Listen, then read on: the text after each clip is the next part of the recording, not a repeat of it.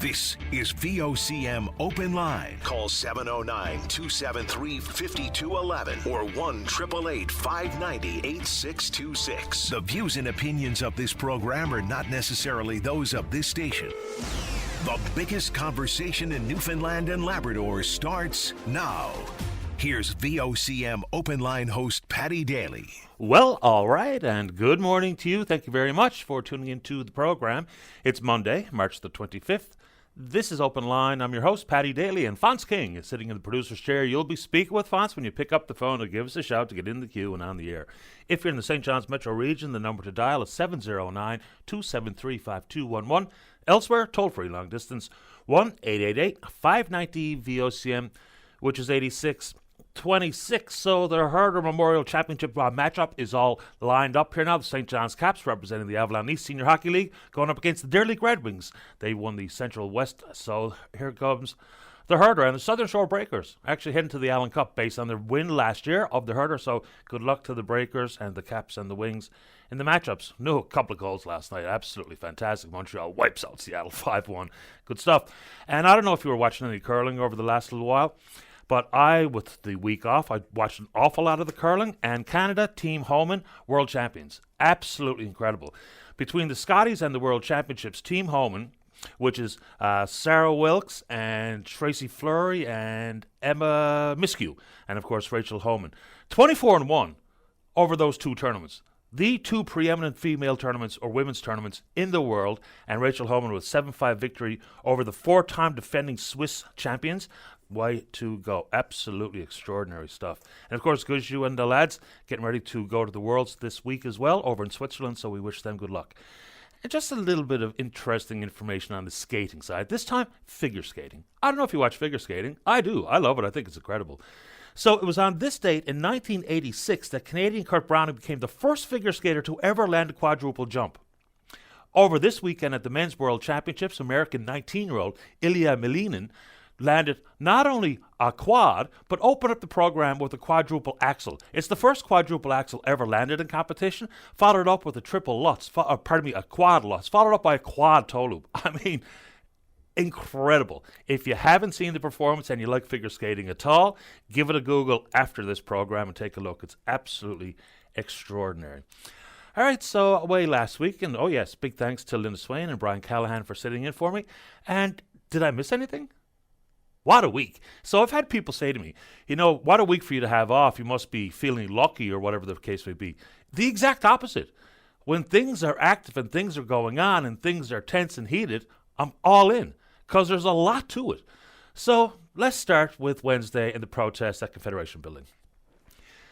Now, it was tense. Fish harvesters have had enough. And so we've had conversations, whether it be with John Effort Jr. and others on this program, talking about some of their demands, which are annual demands and have never been attended to. So they barred everyone from being able to enter the Confederation Building. And I've seen some comments about how people have lost respect for the fish harvesters given the way they were speaking to and addressing and interacting with whether it be people trying to enter the building, the public servants, and or the police. And we can take it on from whatever angle you see fit. I'm pretty sure the fish harvesters don't necessarily care about public support. So regardless of whether you think they're on the right side or the wrong side, I'm pretty sure their issues is what they needed to be dealt with. Not too concerned with what the public thinks, I don't imagine. I don't want to put words in their mouths, and whether it be Mr. Effort or others that would like to join us today, we can do it. And then it's the concept of after Wednesday, here comes Thursday, and there's a court injunction in place, and the police are there in riot gear. It just really feels like both sides exaggerated their stance and reaction to each other. So we can take it on however you see fit. And there's a lot to it. So when it comes down to what they were demanding, what they were looking for, so much happened in 24 hours. So the Premier Fury, was joined by Minister Hogan and Minister Lovelace, talking about what they saw on the grounds of Confederation Building and how it delayed the budget from Wednesday to Thursday. So the Premier was asked several times about the protests and the opportunity to meet and discuss their concerns. Now, the Premier also said that they said yes to a couple of the issues regarding, an examination of processing capacity, the concept of outside buyers, the potential for more licenses to be added in the processing sector, and yet the protest went on. Fair ball. But he also said that he and the other ministers responsible, Minister Lovelace in particular, have met with the leadership of the FFAW many times, productive conversations, and no indication there was going to be any opportunity for there to be John Efford Jr. and others representing what the Premier referred to as a splinter group to get a chance to meet face-to-face with the minister. And then the meeting happened. And then, the FFAW came out in full-throated support of the protesters, and of course many of those in the protests themselves are not big fans of the FFAW, but the need for unity on that front was obvious and real. So the meeting happened, and consequently, a deal was struck. Amazing stuff. So, the basics. This really did boil down to the crux of the matter being the concept of outside buyers. And now outside buyers will be able to apply to be exactly that in this province for all species. Not just snow crab. We lean on snow crab because it's such a lucrative species, but for all species. Then they're talking about increasing processing capacity and the like. The Association for Seafood Producers says there's absolutely no need to expand capacity. They thought that the protest was embarrassing. It indicated a lack of stability in the industry. But that's the deal that's been struck. So the trick now will be, how's it going to work? Now, it's not yet on paper. That's going to happen sometime this week. And, of course, that's required. You have to have more than a handshake, a wink, and a nod. It has to be on paper. So then we move on to, how will it work? I'm not so sure. I don't think anybody really truly knows. And the thought that there will be zero jobs in the plants jeopardized or compromised because of this, I think is kind of wishful thinking. Now, over the course of the past number of years, the processors have been able to buy product from elsewhere and process it in plants here. Let's say snow crab in particular. That's happened many, many times, much to the ire of the local fish harvesters. And, they're doing away with daily trip limits and all the rest of it, all the important issues that have been bandied about for years. Okay. What's an outside buyer going to do?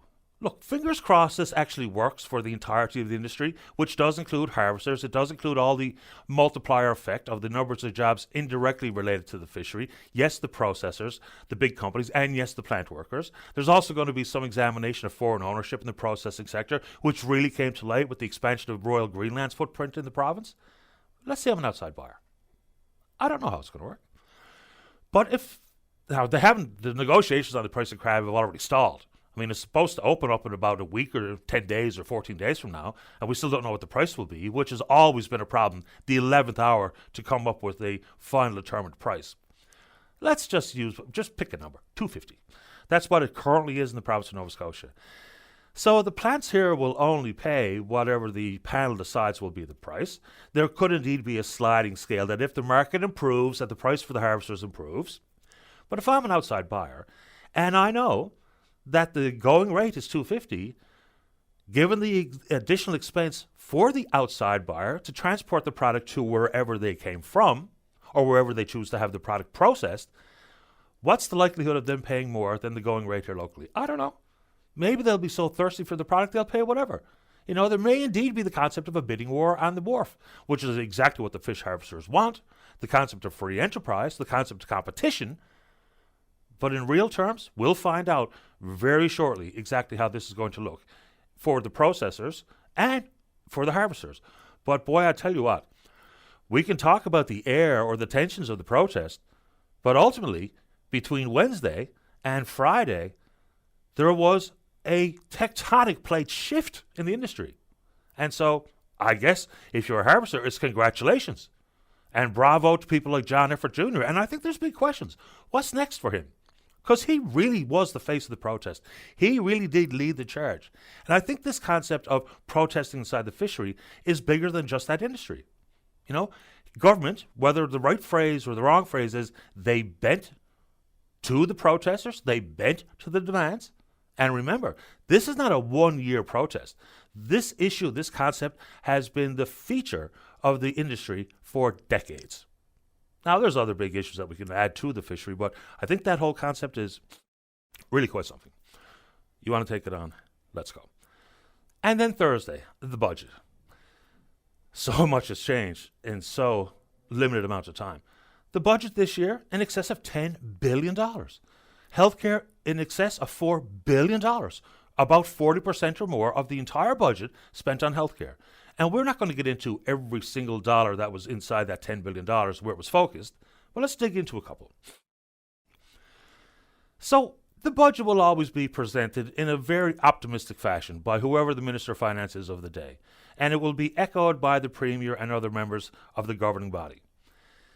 But there's a lot of issues inside that budget which do not present the rosy, optimistic presentation. You know, people will lean on a couple of things. Like, politicians really do need to do a better job of reading the room, taking the temperature of the province. And, you know, I don't know how many emails I got over the last week or so. I can't reply to them all because there's hundreds. But I got a lot of private messages that focus in on very key issues regarding optics. You know, there's a tradition that ministers provincially and federally will get a new pair of shoes. What that is from, or what the root or the origin of that issue is, that tradition, I have no idea. And it seems a little bit flimsy and a bit silly, but it's what they do. And then, of course, with people in the province who are looking down the road at whether it be cost of living issues, which were not necessarily really addressed in any appreciable fashion in this budget. There were no new taxes, no new fees. But, you know, things that are simple but really resonate negatively in people's minds. When the Minister of Finance, Siobhan Cody, posts a picture of her new boutique shoes and her new dress to deliver the budget, and good for her. I mean, we all know that people do indeed. Some people live a life of privilege, but it just gets things off on the wrong foot. I mean, instead of getting into the numbers, the crux of the matter, the things that are important, that became a real hallmark of this year's presentation of the budget. So let's get into it. There's a lot of accounting, trickery, but there's a lot of sleight of hand or sleight of number. So when we talk about the deficit, so the deficit for some is an important number at $152 million. And if you look further down the road, it gets even worse. Even though the government tells us that we're on the path to surplus, the roadmap to said surplus, I have no idea where it is or if anyone's even really drawn one up, but they keep telling us that that's the case. Okay. But also, it's the issue regarding borrowing. There's been many, many years when the cost to just service our debt was more than we spent on education. The overall borrowing this year of $2.8 billion, a net borrowing of $1.6 billion, that's an additional $12,000 of debt for every working Newfoundlander Labradorian. This is the headline. I don't know how it's not been covered as focused as I think it should be. At some point, the cows come home. At some point, we have to start chipping away at that bill. Net debt in the province over $17.8 billion. So how there's going to be a focus on some of the things that people might indeed call good spends and wise investments and an increase in the seniors' benefits, things that are good. But this all comes at a distinct cost. $2.8 billion in borrowing. And you know, I just mentioned education. Nowhere in the budget do we talk about education. Maybe I just have a hyper focus on it because that's been something in my mind, front of mind, for years. Because all the things we worry about, cost of living and healthcare, the environment, taxes, criminal justice, everything comes back to quality of education. Our long-term prosperity and sustainability lies with the success that we achieve in K-12 and in post-secondary. But no talk of education in this budget again. Last year, outside of infrastructure, $12 million inside the world or the envelope of education. This go around, limited. Now, I haven't dug through the budget. I enjoy my time away. I kind of shut my brain off as much as humanly possible. But the whole borrowing issue is massive. Absolutely massive. If you want to dig into the budget, and we can break down a bunch of things, and the investment in housing, a reduction in business tax from 3% to 2.5%, the creation of what they're calling a business navigator to help overcome the red tape and the endless bureaucracy that really stalls investment in this province and a lot of the development that we need. But anyway, you want to take it on. Let's go. How are we doing on the phone there, Fonz? All right, a couple of quickies before we get back to you. Yvette Coffey from the Registered Nurses Union, when we talk healthcare, talk about the expansion of the nursing locum program. 100 nurses have taken part of this. It's been expanded beyond the pilot. It's going to last into next year at a cost far less than the traveling nurses. And we still have limited understanding of the hope to not have a chaotic disappearance of the traveling nurse and what that means for access to care and what have you. And yes, in the budget, talk about expanding the collaborative care clinics, but it also needs to come with new faces, new entrants, so we can take that on. Big questions about radiation at the Cornerbrook Western Memorial Regional Hospital. So they don't have any radiation staff. Radiation oncologists, there's about 25 of them graduated. Apparently they're all spoken for. So we may indeed have the equipment on hand, but there's a huge question as to whether or not radiation will be available at the Cornerbrook Hospital when it opens in June. You want to talk about it. Sticking with the West Coast.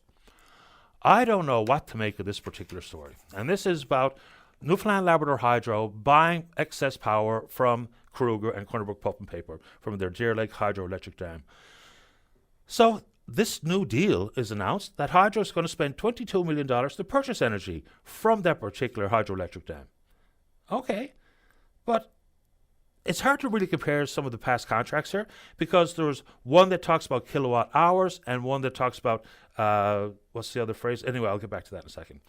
So now we are entered into this fairly lucrative contract. It's well in excess of whatever relationship has been in any 6-month period between Hydro and Kruger in years past. Kruger owes the province some $117 million, hasn't made a payment on that particular amount of money in a couple of years. So is this about the purchase of power, or is this just a creative way to get more money into the hands of Kruger and Cornerbrook Pulp and Paper to help stabilize the business? Because obviously that industry is struggling. We've long known that Kruger is trying to keep the doors open and all the hundreds of people employed. But there's something more to the story that's not really forthcoming here. If it's just more money to help stabilize the business, then let's just say it that way. This really feels like another bit of smoke and mirrors to me. So if you're Kruger or anyone at the provincial government level or Jennifer Williams at Hydro, if you can help elaborate on how things have changed so drastically about the amount of money spent by Hydro to purchase power. We know Hydro needs power. They're assessing the forecast of supply and demand for the future, and we can take it on. But that Kruger deal is really quite something. Very quickly. April 1st, here it comes. And yes, in the House of Commons last week, there was the absolute creation of political theatre with a non-confidence vote being put forward by Mr. Polyev regarding the axe the tax, spike the hike carbon tax issue. So, of course, it was never going to go anywhere. And whether or not you think that's just required opposition behavior or antics, or it's just a stunt, doesn't matter, because that's what's on the radar. So we can talk about the pending carbon tax increase of 3 cents per litre, 23% as people refer to it. No mention from any member of parliament regarding their pending pay increase. Talk about reading the room or the lack of the ability to do exactly that. So whether we talk about boutique shoes and or a 4.5%-ish increase in pay coming to the members of parliament, no one on the governing side, no one in the Conservative side, no one in the NDP, no independent, no Green member, no one's talking about it. They'll all gladly take their pay increase, but that's something we should talk about as well. And if you want to talk about the state funeral for the 18th Prime Minister of the country, Brian Mulroney, we can do that. And of course, I did watch a little bit of it. The eulogy offered by his daughter Caroline was lovely. Some of the others were very, of course, gushing and very positive and reflecting on his life and times, especially as a politician. But now that, he died on the 29th of February and laid to rest over the weekend. Our condolences to his friends and family. But we really haven't been able to speak about some of the things like Bill Rowe used to say, the story in full, warts and all. Some people were sending me messages over the weekend talking about exactly that, whether it be the Airbus-related scandal, and I'm not trying to besmirch the man for the sake of, but it's funny how some things get lost in the shuffle. It's the concept of don't speak ill of the dead. We can take it on if you're so inclined. Anyway, congratulations to all the nominees from this province up for the Juno Awards, including Becca Sims in the classical recording category, Sarah Comerford in the teacher category. That's a great story. And congratulations to the Swinging Bells, their second Juno. Remarkable for Best Children's Album of the Year. So the Swinging Bells are Aaron Power, Laura Winter, and Dwayne Andrews. Hearty congratulations on your Juno win. We're on Twitter. We're VOCM Open Line. You know what to do. Our email address is openline@vocm.com. Our favorites when you join us live on the air, just like Hazel, who's going to kick it off, talking about the protest. Don't go away. Hey. This is Open Line on the VOCM Big Land FM radio network. Welcome back to the program. Let's begin on line number 1. Good morning, Hazel. You're on the air. Good morning, Teddy. That was a good speech this morning. Thanks. This is the first time I've phoned since Randy. Welcome to the show. Good to have you on. Thank you very much.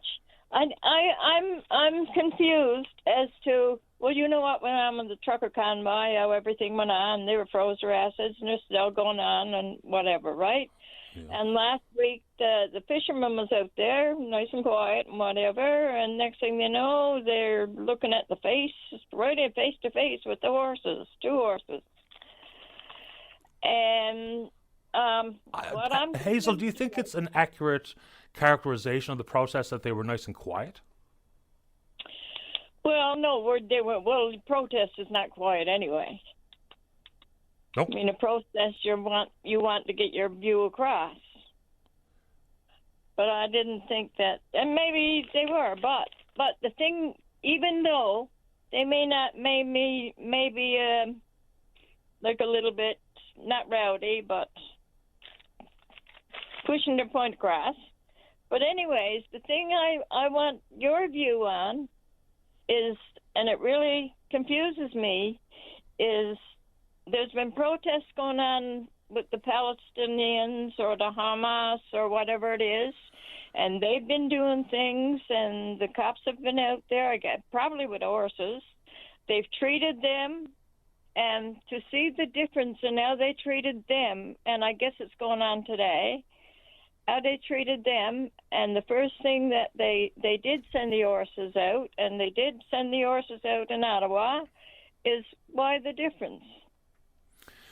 Okay, well, there's a lot to that question. Number one, horses have long been part of crowd control for law enforcement, whether it be provincial law enforcement and or the RCMP. That's fairly standard stuff. The problem here, from where I sit and what I saw, is that when there are altercations, whether they be physical or otherwise, the police are going to have very standard playbook response. They're going to show up on Thursday, just like they did in this case, with not only the horses on Wednesday, but prepare to enforce the injunction that was granted by the courts on Wednesday afternoon. So I don't know if there was much in the way of police incited interactions that were violent. We do know one protester's hurt. I'm not entirely sure what happened there, and hopefully that fellow's okay.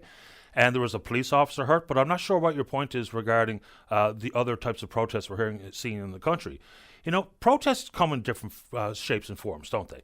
Because if you're out there as a supporter of the Palestinians and you are calling for the death of Jews, that's vastly different than talking about the humanitarian crisis that people in Gaza are facing. So they're two different things. The height of anti-Semitism and Islamophobia in the country is off the charts. It's completely off the charts. So not every protest is created the same. If you're talking about humanitarian concerns, that's vastly different than calling for the death of Jews. If you're pro-Israel and you're protesting, calling for the extermination of Palestinians in full collective punishment, that's much different than talking about the protection of the homeland. So I don't think there's a concise one-size-fits-all answer to your question, because you'll know it when you see it. You know it when you hear it. There is a vast difference in the two things that I just mentioned. What do you think? I'm still not sure. I'm not sure about like if they're. So what do you? Let's start in St. John's. What do you think was wrong about how, say for instance, I guess your concern lies with law enforcement. What do you think was wrong with how the police reacted to the protest? By taking the horses out and going right in their face. I mean, a horse can react. Well, I guess they're well trained. They are. They should be anyway. Yeah. They can get. I imagine they could get spooked just the same. I don't know. But to see those horses going in the face of people and right face to face, straight on. Yep. It sort of took me by surprise. You know, they could be there, but to do that, and so then the protesters were feeding horses, and after that, but at first it was right face to face. Yeah, I saw a lot of the videos. I wasn't on site to see it all in real time. But, you know, when there's going to be altercations like there were, look, emotions were at a extremely tense boiling point on Wednesday. They were, and we all know it. And of course, they're fed up. That's human nature. When people are fed up to that extent and they're at their end of the rope, there's going to be heated altercations. Do you think it's appropriate for people to be barred from being able to enter and do their job? Because not everyone working in the Federation building has anything to do with the fishery. I mean, for instance, there's a daycare in there for starters. So do you think it's appropriate for the protest to be beyond the issues and to keep people from entering? Because it's not the first time either. They kept people from entering the Patton building on Strawberry Marsh Road last week as well. So do you think that's the right way to handle it? Just curious. Okay, that is something that I'm referring to too with those Palestinian whatever they were protesting. It was for another country that they were attacking the reporters and doing things that they shouldn't have been doing. And I didn't see any horses out there right face to face or right in with them, between them. Like, they didn't push the horse. In fact, they gave treats to them, probably sandwiches, but I know coffee and donuts and whatever. So that's the part that I'm confused on, of why. Regardless of your protest, what you're doing makes a statement too. What the reaction of the government is, like whether it's the federal government or the provincial government or whatever government. Sure. That's what I'm confused on. Well, I mean, I've seen protests being handled in different fashions, regardless of the province and or in Ottawa. I don't think you're ever going to see a protest that has that type of interaction that does not feature crowd control, and that is one of the go-to crowd control mechanisms, is using police horses. Whether or not people think that's a good or bad idea, I'll leave that up to the individual. But you know, that's going to be the question being asked all the time, isn't it? Is how is one protest respected and handled or addressed versus another? You know, the concept of if people are protesting in support of the Palestinians and asking for a ceasefire, again, it's different if you say, please indeed be concerned with the number of women and children being starved and killed in this particular conflict. That's different than saying death to the Jews. So that's where I think we've got to, you know, be a little bit more concise with how we look at the world. If someone's calling for the extermination of Jews or extermination of Palestinians, that's something that none of us should have to put up with. I mean, because it bleeds into the societal discourse. It bleeds into the level of hatred that's already, unfortunately, very high in this world and in this country. So just talking about it legitimately as to what's being said and what's being asked for, because they're not all created equal. That'll be my last comment, and I'll give you the last word, Hazel. Okay, thank you very much. You did answer my question, and that goes in for a lot of other things too. So now I have to make my own decision. Absolutely, So, which is absolutely what we all deserve, is the ability to voice our own opinion, make our own decisions. And I appreciate making time for the show. I appreciate you giving me the time. Thank you very much, and have a great day. You too, Hazel. Take care. Bye-bye. Bye-bye. All right, yeah. And of course, some of these conversations and issues can get pretty tangly. But such is life. And these are sometimes, we're talking about extremely complicated and multi-layered and generational issues. So if you want to take it on, or anything under the sun, you know me, whatever issue is important to you is important to me. Don't go away. This is Open Line on the VOCM Big Land FM radio network. Welcome back to the show. Let's go. Line number 2. Danny, you're on the air. Hello, Patty. Hi there. For a second-time caller, I want to change the subject. Sure. Do they have an idea where they're going to put the St. Clair's Hospital? Where they're going to build the replacement for St. Clair's? Yes. No. I don't think anybody really knows. You know, the concept is it's going to be built here on the northeastern Avalon Peninsula somewhere, but the site that people thought would be ideal was where the Grace is, and apparently that's too small, so I don't think anybody really knows as of now where it's going to be built. But is it any way to put the Meadow Center with it? Can you say that again? Sorry, Danny? Is there any way for the put the Meadow Center with it? Include the Miller Centre's offerings in the new St. Clair's? Is that what you mean? Yeah. I don't know. The Miller Centre is an interesting place, isn't it? Between the Veterans Pavilion and the Prosthetics Lab and the Palliative Care and the rest, there's a lot that goes on inside the Miller Centre. So I don't think you're going to see that go anywhere by the wayside in full.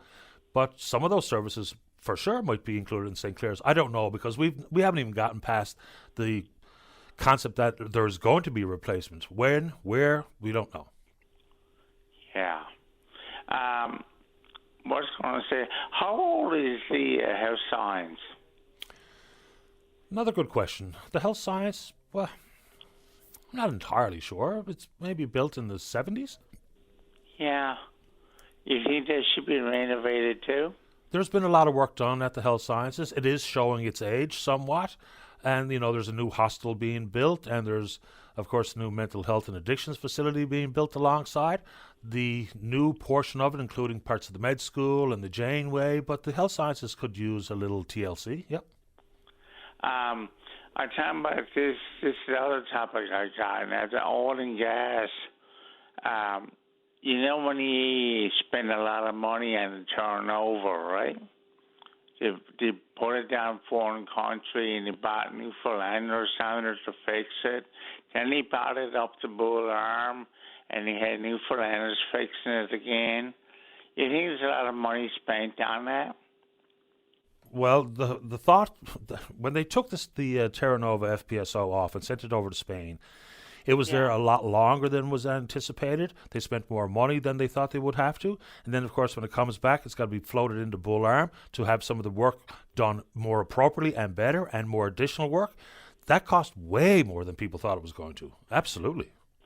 You think, I don't know if the turnover's in deep water or not, but you think they'd be better off on the platform?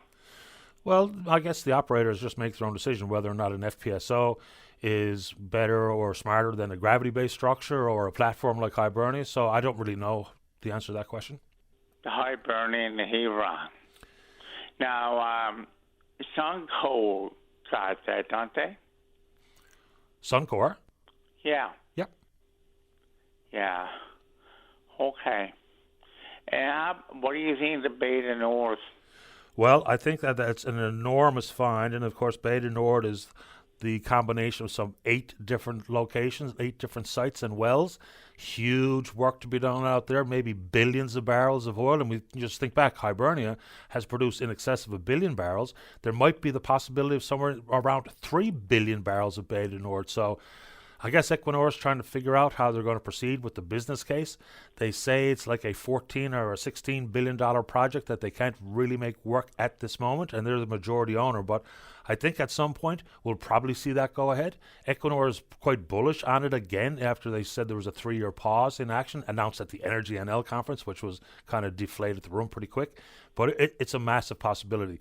And it could be, not trying to throw cold water on anything, but it very likely will be the last oil field producing off our shores if it goes ahead.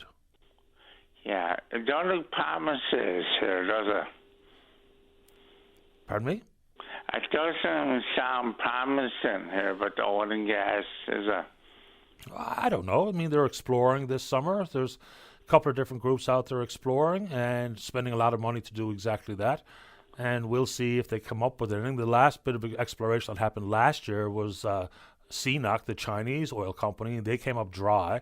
But we'll see what ExxonMobil is able to find. And, of course, it was another pretty dry, weak year in the land sales from the CNLOPB. But it's not over.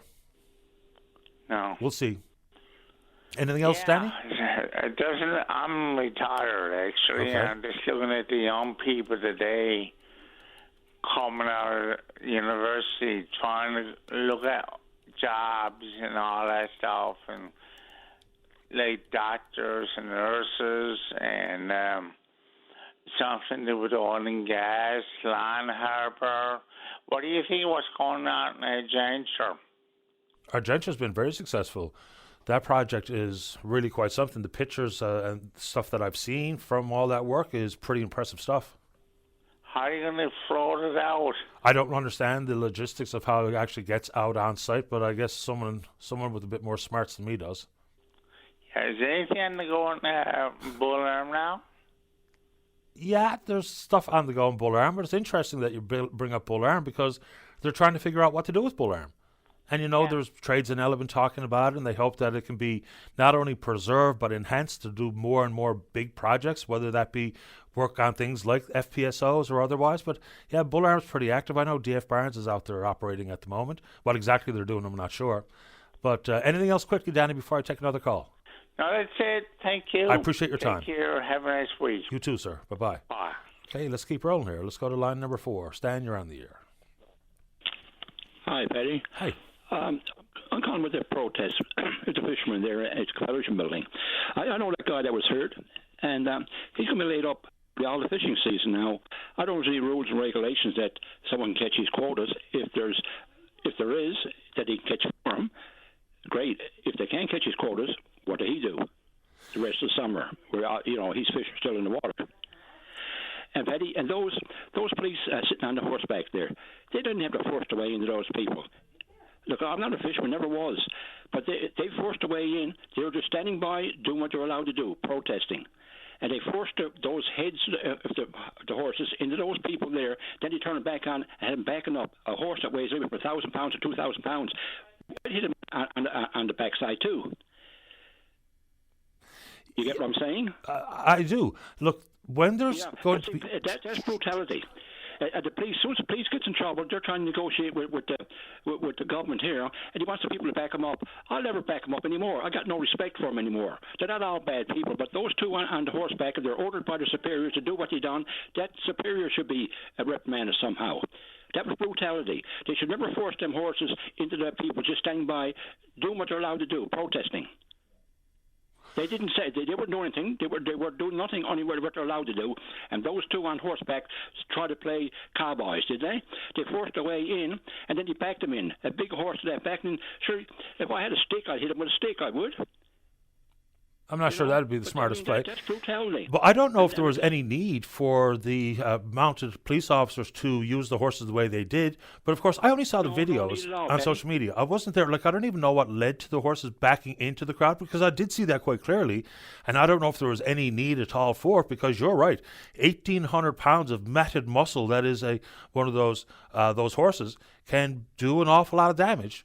Now, thankfully, in this case, the horses, I don't think, other than pushing anybody, did any damage, but there's questionable tactics. Just sat on the horses and just stood by to keep peace. They didn't have to do what they done. Now, I know that young fella got hurt. I visited that community 100 times where he lives to. I know him quite well. But if he can't go fishing, he's out all that money this summer. It's just brutality by them cops.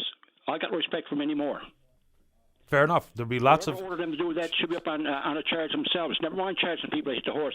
I'd hit the horse too if I was there. He backing into me, and I'm doing what I'm allowed to do. Stand by and protest. I wasn't doing no harm to anybody, and they backing the big old horse into me. There's another guy, he said he's walked on. He said, when I get home, my foot will be swollen. He was on there talking too, right? But this guy's broke up. I understood from people that know him, that I know him too, that he got rods put in his hip. So he's not going fishing very, very soon. So if he's not allowed by the regulations that he can't go fishing. But if he can't get someone to catch his quotas, what the hell do we do? That's a good question. I don't know. Nor do I know how badly he's hurt. Someone told me he has a broken hip. Either, Paddy, but if someone can catch his quota, well, that's one good part about it. But if he's not allowed, he's out all that money because of stupidity on the police's part. They could sit by on them horses and act sensible and just make sure, keep control. That's all they had to do, not act stupid like they are. Yeah, I don't think the broken hip issue had anything to do with the horse. My understanding was an interaction between that fella and a police officer on his feet, not on the horse, right? Yeah, but whatever it was, if he wasn't hit by the horse, I never said he was, but if he wasn't walked down or hit by the horses, other people were standing by, and the horses, their heads were into him first, and then you put them back onto him and backed into him. And they were doing nothing wrong, standing by and just protesting. So I'm not saying the guy that got hurt was walked down by a horse, but whatever happened, it was brutality by the police, and whoever ordered that should be up on a charge. And they're going to charge people for hitting the horse. That's what he says. They're going to charge people for hitting the horse on the backside, and the horse backing into you, and you're not doing nothing wrong. Yeah, I don't know if there's ever... Okay, geez. All right, Stan. No, I just said that's my two... I just heard the lady there talking there, right? And I just said, I called you a few times before with different things, and that. What fisher people do, right? Okay. But like I said, when I sitting by, I'm just a retired person sitting by, and I hears and sees things that, is stupidity on someone's part. I just got to call in. And I appreciate you doing exactly that. I appreciate the call, Stan. Okay, thanks, Paddy. You're welcome, sir. Take care. Have a good day. You Have too. a good day. Bye-bye. Bye. All right, break time. When we come back, Mary's there to talk about housing. Don't go away. Is Open Line on the VOCM Big Land FM radio network. Welcome back to the program. Let's go to line number 3. Mary, you're on the air. Hi, yes, I wanted to talk about an issue and trying to find a help. Okay, what's going on? I'm a single mom. I have 2 kids, and I have a physical disability with mobility issues. The lack of accessible housing in St. John's is not easy to find. But the other problem I'm facing is I find there's a lot of discrimination out there from landlords. Once they find that you're not working and you're on social assistance, the conversation ends about renting the house. I feel like landlords need to give people a chance. Most of these people are on social assistance of not their own fault. My disability prevents me from working in several ways. I just recently got diagnosed with spinal osteoarthritis. I also had knee surgery, which is preventing a fulfillment of lifestyle for myself. And I have a neurological disability that I was born with. And I find there's a lot of discrimination out there for people like me. And that's fair. Landlords, there's all kinds of rules about discrimination and the ability for landlords to do what they want with their property. But if they're unwilling to rent for a variety of built-in biases, it's a problem. Because when it becomes the common position of landlords in general, then of course people like you or immigrants or people on social services or whatever the case may be are going to find it virtually impossible to find a place to rent to call their home. So I don't understand where you're coming from. So have you experienced, has anyone outwardly or overtly said that they're unwilling to rent you because you are on disability or you're not working or anything like, or is that just the feeling that you get?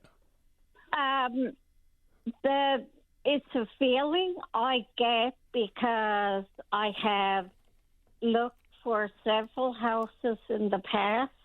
And once they ask me what I work at, and if I say I'm on disability, I'm on social services, that's the end of the conversation. Okay. They either say, no, I don't think you could afford the place, or no, I'm looking for working couples. I find the ads out today when landlords do look for people, they specify in their ads want a working professional couple or want proof of income or want a list of your employee as a reference, something like that. And that means I can't apply because I don't have these things. And so where are you living now? I'm living in St. John's right now. And do you have your own place where you're looking for a different rental unit or what's happening? The house I'm living in now is not accessible. It's 3 levels. And I can walk up the stairs, but I find it very difficult. So I'm looking for more accessibility for myself, which is really hard. I was supposed to view a place on Saturday. It was only 1 flat, which is really beneficial for me. But then again, as soon as he heard I was working, he decided to rent their house to someone else. I understand. There's always going to be, like if a landlord is trying to protect their investment and they possibly in the past have had a bad experience with a renter of whatever economic status, then that's going to bleed into their psyche. That's going to be a part and parcel with how they judge who they want to rent to. So I'm not saying that that's a good thing, because people who are wanting and willing and are ready to pay their rent monthly on time, take care of the unit, treat it respectfully, because not everyone on social assistance, not everyone on disability, or not everyone who's got a good paying job is going to treat the property the same way. You could have someone who's the best kind of tenant you could ever want, who might be on disability or might be on social assistance, but takes care of the place, doesn't beat it up, pays the rent on time. But then on the exact opposite side of that coin, you could have someone who on the face looks like a proper tenant, and then months down the road the place is beat up and they don't pay their rent and they're out of control and the complaints are coming in from the neighborhood. So it doesn't make it right, because many people do the same thing, don't they, Mary? Mm-hmm. You look at one person, the book is judged by its cover, and everyone who's from the same book is judged the same way. It's that general speak that is maybe not that fair. No, it's not. For example, we were renting another house 2 years ago, and she decided not to renew her lease, so we had to move out in 3 months, and I couldn't find a place. I was searching and searching, and no one would give me a break. And luckily enough, 2 weeks ahead of time, I found a place to rent. And except for that, we would have been homeless. And there are some days I find it very difficult to walk. And I get out of breath a lot. So I don't know what would have been happened there. And then shelters were recommended to me. But I told my son, where he's of an older age, he won't be able to come with me. Mary, I'm sorry to hear that is happening to you, you and your family. Would you like to say anything else before we have to say goodbye this morning? Yeah, I was just wondering if you or anyone else has any suggestions. I'd like to start a petition to the government or something about this issue, because it is absolutely disgusting. I wish you good luck, and I appreciate you making time for the show this morning, Mary. Okay, thank you so much. You're welcome. Bye. Take good care. Bye. Bye-bye. Yeah, I mean, isn't that just the nature of the beast, right? And that's not in defense of, but I think by and large we all are guilty of that sometimes, and for some people they're guilty of it all the time. You just think that someone's, whether it be their socioeconomic status, is indicative of how they're going to behave or what kind of person they are.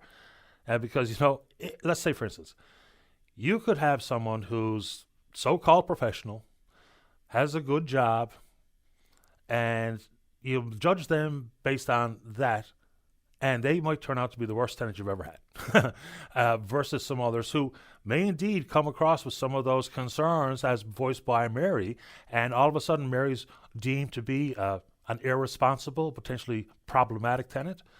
Oh, boy. Let's keep rolling. Let's go to line number 1. Chris, you're on the air. Yes, good morning, Paddy. Morning to you. I'm a owner-operator of Random Island Animal Service here on Random Island, Hickman's Harbour. I wanted to let you and the public know that our phone line has been down for the most part. Most of Hickman's Harbour phones have been down since yesterday at 3 o'clock. I was talking to Bell, got no satisfaction, just that they're going to send an email to the supervisor, who was going to send an email to tech support about getting it repaired. I did get through to 911 via Wi-Fi calling. They know they can call our cell as long as we're in our house, because the greater part of Random Island haven't even got cell phone coverage. Just got off the phone with Bell again about 20 minutes ago. No satisfaction whatsoever. They gave me an appointment for the 27th on Wednesday to come repair the line. Now, our phone number, 547-2211, is an emergency line. And going to give me an appointment for Wednesday to come and fix it. And the most people, like on Random Island, a lot of the population is a senior population. They haven't got access to social media. They probably haven't got access to Wi-Fi calling, and their cell phones is not going to work. So I'm frustrated here. I'm not getting no satisfaction. The tech support I was talking to on Bell, they would not put me for. I asked several times, could I talk to your supervisor? I mean, they got a boss, and never got nowhere with it. So I just want everyone to know that, if they can't get us unless they got Wi-Fi calling or unless they can actually physically come and get us. And that Bell, as of now, are not acting responsibly in the situation. So you say that the timeline for restoration is Wednesday, and it's been down since yesterday? That's what they told me. And I got through them yesterday, and they spent 20 minutes on the phone, just got off with, a tech support. And I kind of lost it with them. I said, we're not a 911, but we are 911. I mean, we're the response. We're the ambulance service. And we also, the fire lines are down here in Hickman's Harbour at the seniors' home. And they're all down. Like, all you're getting is a fast busy. And I've called several people with cell phones on their Wi-Fi, and it works, but their house phones are not working. And so nobody on Random Island can actually call us right now. You can call 911. So that needs to be put out there. If their phone line is working, they can call 911, and 911 will get us. But if they can't get 911 because they got no phone, no cell phone that's on Wi-Fi calling, they got no access to an ambulance right now. Yikes. So I suppose for Bell, it's a matter of getting a technician out to Hickman's Harbour. Well, it's only from Clareville. I mean, in years gone by, we've had trouble. I mean, one Sunday morning, we had lines go down within an hour. They had someone there from Clareville to fix it. Okay. And now they're telling me Wednesday. Right? This is not acceptable, really, right? He told me they're going to look for a cancellation or next available appointment. I said, wouldn't we jump to the head of the line? It's not like a house line. If it was a house line, I can understand it. But it's not a house line. It's an emergency number. So, just so I make sure I understand this in full, if I'm living in Hickman's Harbour or Random Island right now, what access do I have to telephone services? So, will my cell phone work, or how could anyone even call 911? What do they need? Well, the cell phone works. Might be a couple of little locations in Hickman's Harbour in a certain position that it'll work, but for the most part, no. The lower end of Random Island got no cell phone, and unless you got access to Wi-Fi calling, you can call our cell phone number is 6825361. They can call that number and get us at our house at dispatch, or they can call 911, and 911 can get us through that number. But if they got no Wi-Fi calling and they got no cell phone access, which, like I say again, the greater part of, especially the lower end of Random Island, you won't get nobody. Yikes. So, obviously a very troubling situation, especially if someone is in need of your services. Chris, I appreciate the heads up and the time here this morning. Would you like to say anything else before I take a break for the news? No, because I know a lot of seniors down here haven't got access to social media or Wi-Fi calling, but I'm willing to bet for the most part to listen to Open Line. So hopefully they'll know what's going on now through that. And, it's going to put a lot of fear in, especially an older person. You're down here, can't get an ambulance. It's going to be a worry for them. So the only option you got is to get a neighbor, bring them to us, or perhaps a neighbor with Wi-Fi to call us, and we'll come and get them. Other than that, I don't know what to say. I appreciate the time this morning. Stay in touch, Chris. Let us know how things develop. Okay, thanks. Appreciate it. Take care. Bye-bye. Okay, bye. Let's take a break for the news. When we come back, John Efford Jr. is in the queue to talk about the fisheries deal that has been struck, yet to be put on paper, but John's up after this. Don't go away. This is Open Line on the VOCM Big Land FM radio network. Welcome back to the show. Let's go to line number 2. Good morning, John Efford. You're on the air. Good morning. How are you? I'm doing okay, sir. How about yourself? Oh, I'm doing great. I just wanted to put it out there this morning. We've had a little development. FFAW has put a request into DFO to postpone the management plan for 1 week, which includes quotas for this year, such and such, and an opening date. And we've just been notified that DFO is still going to go ahead with the management plan and set the opening date. FFAW has asked for a week's delay. It's imperative now that everything holds together with the fact of the opening date being delayed, so we can get everything else in place. Our agreement put to a legal document with the government, provincial government. Also, the price has to be straightened away. Right now, if DFO goes ahead and opens the fishery on the date that was previously proposed, I believe it's 1st of April, it's going to create mayhem. It's going to put us in a difficult position. It'll be an ace in the hole for ASP right now, because the first thing that they'll do, they'll try to break everything that we've done right now by sending their company-controlled boats out on the water. Look, we do not want to cause any mayhem in this process now by an opening date.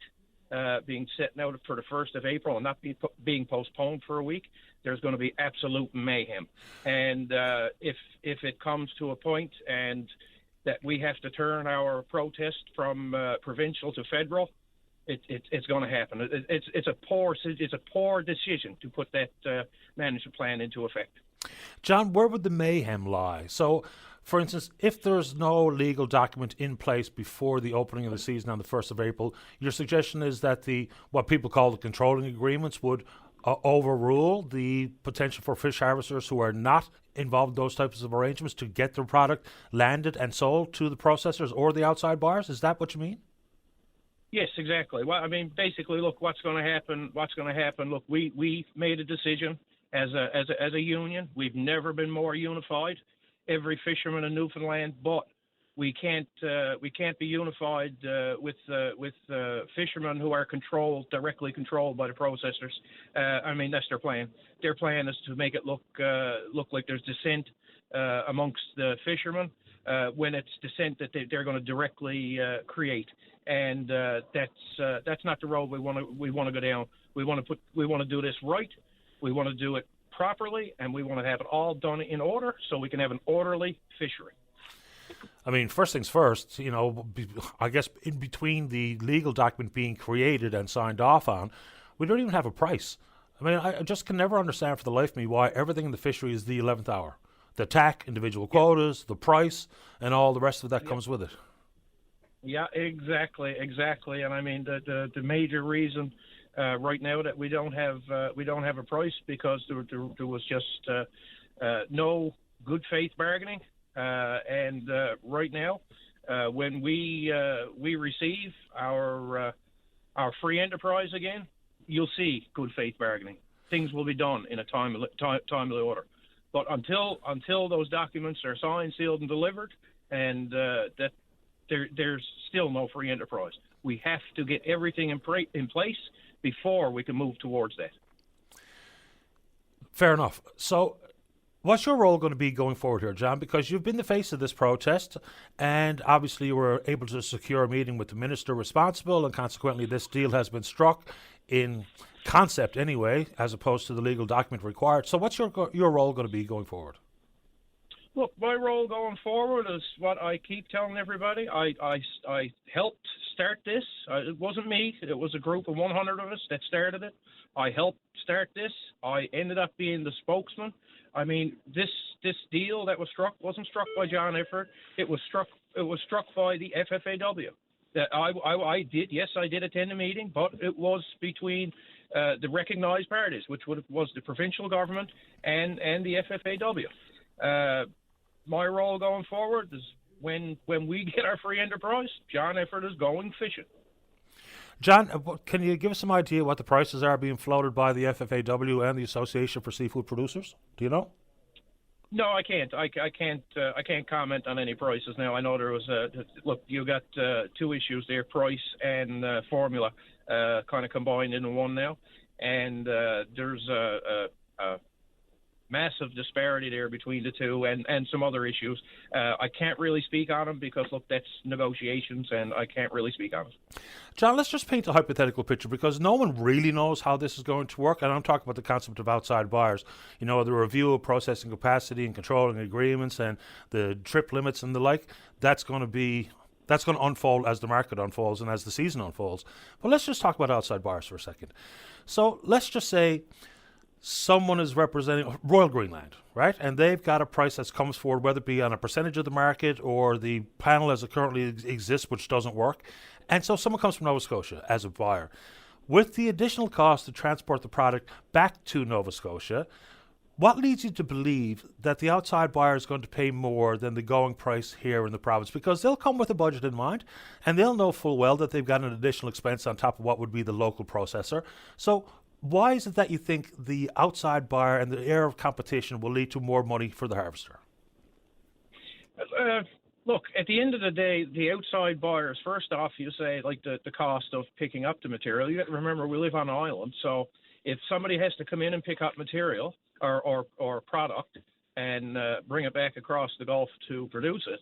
Okay, it's produced. If it's produced in Newfoundland, it also has to go back across the Gulf to. That's where our markets are on the mainland. So that's really a moot point there. But at the end of the day, look, this is creating competition. Do I want to see product leave Newfoundland? Nope. Will we receive better prices by selling to outside buyers? Look, that remains to be seen. But better prices are a result of competition. So if you get them from a Nova Scotia buyer, or if the threat of a Nova Scotia buyer coming into Newfoundland makes our Newfoundland buyers treat us fairly and compete on a fair market, well, the job is done. Yeah, and just the concept of a moot point that I made, or you're suggesting that I made a moot point regarding additional expense. It's one thing to send raw material across for eventual processing versus the end product having been processed here and going to market for sale, because there's a missing piece there if I have to do the transport before I process the material. I guess that's where I was going with that particular question. And I don't know how it's going to work. Look, we can just pick a random number, $3. If $3 is the going rate here and someone can get $3.20, and based on an individual quota that can add up to tens of thousands of dollars, fair ball. And let's go. Let's take it one step further, John.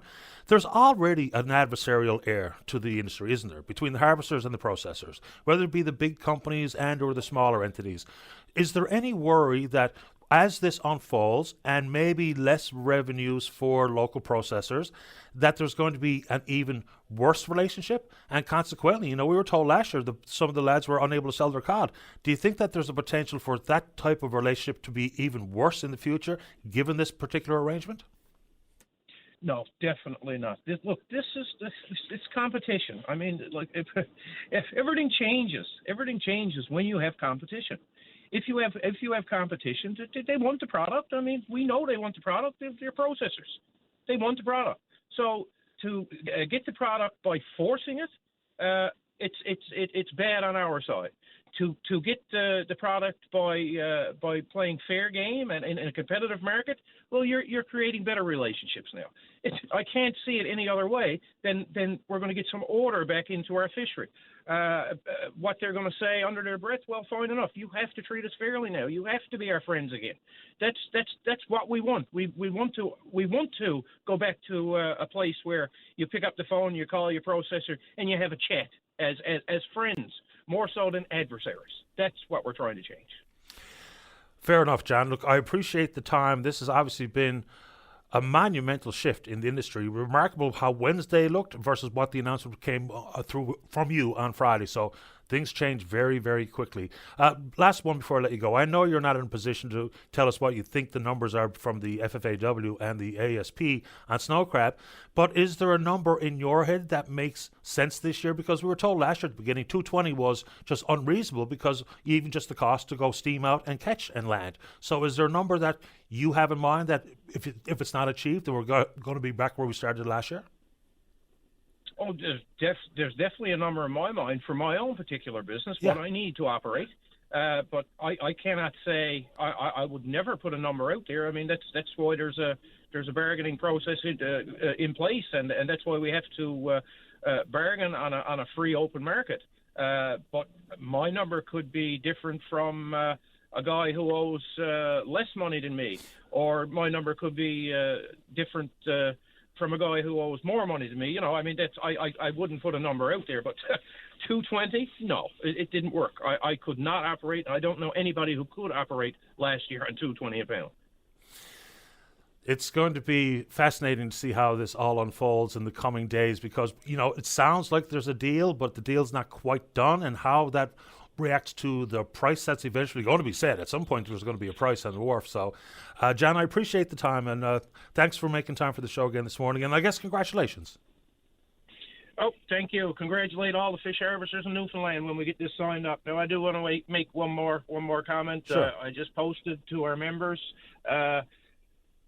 Please, federal government, listen to us. We want this postponed. We don't want to have to turn our protest from provincial to federal. So please listen to us. Appreciate your time, John. Stay in touch. Thank you. You're welcome. Bye-bye. All right, let's take a break. When we go back, the editor of The Independent is in the queue. That's Justin Brake to talk about the protests of last week and the budget that was announced on Thursday as opposed to Wednesday. Ken's also there to talk about wind energy. Don't go away. This is Open Line on the VOCM Big Land FM radio network. Welcome back to the show. Let's go to line number one. Let's say good morning to Justin Brake, who's the editor at The Independent. Good morning, Justin. You're on the air. Hey, Patty. How you doing? Doing grand. Thanks for asking. How about you? Good, thanks. It was nice to actually, while I was on hold waiting to come on here, it was good to hear John Efford talk. And I just want to say something about this whole protest, which, maybe it's been said already, but the fact that John and other fish harvesters kind of took the lead on this in the face of what they believe to be unjust and unfair policies and inaction by other parties, that's a really good sign that that some of our democratic institutions are healthy. Protest, a lot of people kind of view protests as, sometimes angry, irrational people acting out. But, as we know, fish harvesters have faced a lot of challenges with regards to being able to sell their catch. And also, I live on the west coast of the island in a small fishing community, and I just wanted to say that I hear a lot of these things like on the ground as well about how some of the processors and plants treat local fishers and control whether they can sell or how much they can sell or whether they can even get access to bait to go out to fish. So I just wanted to start off by saying that I think we should view protests like this, especially ones that are very grassroots oriented and started and built up and organized by the people who are being impacted. That's a sign. That's a good sign that we're able to still do that, and then basically force political change and force big unions to get on board and listen to the concerns of their members. Even though some of their members are not big fans of the representative union, which is another interesting wrinkle inside of all of this.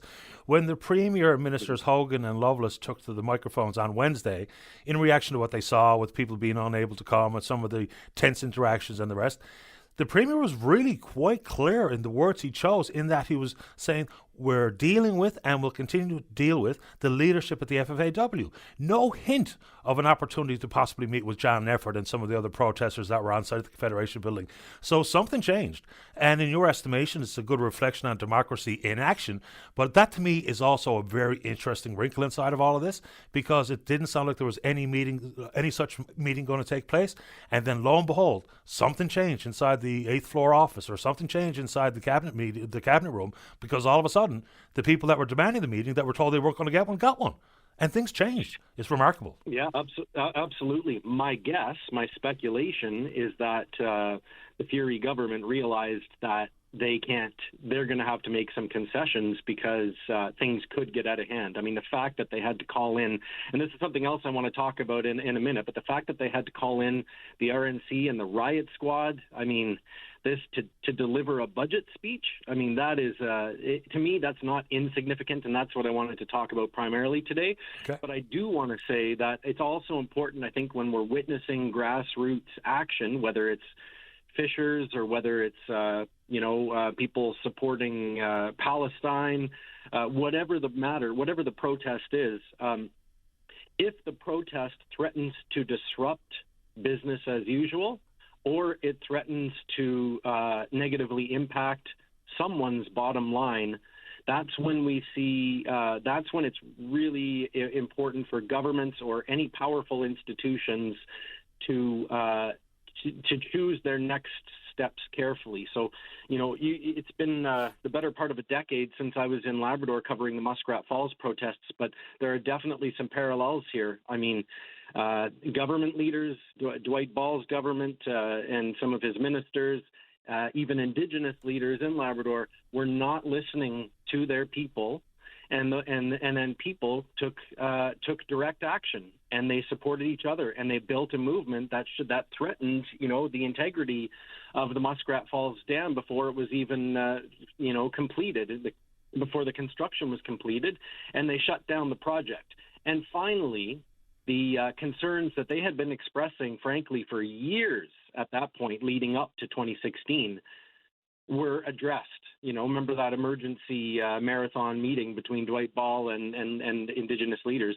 Now, people on the ground wouldn't say that they were addressed adequately, but in order to force leaders to the table, they had to do something that was fairly extreme in terms of forms of protest. So when we saw that happening, though, I remember, as soon as people broke through the gate and started going to Muskrat Falls, Nalcor, the provincial government, and the RCMP were they all had some of the same messaging about this is a volatile situation, people are in danger, we got to get workers out.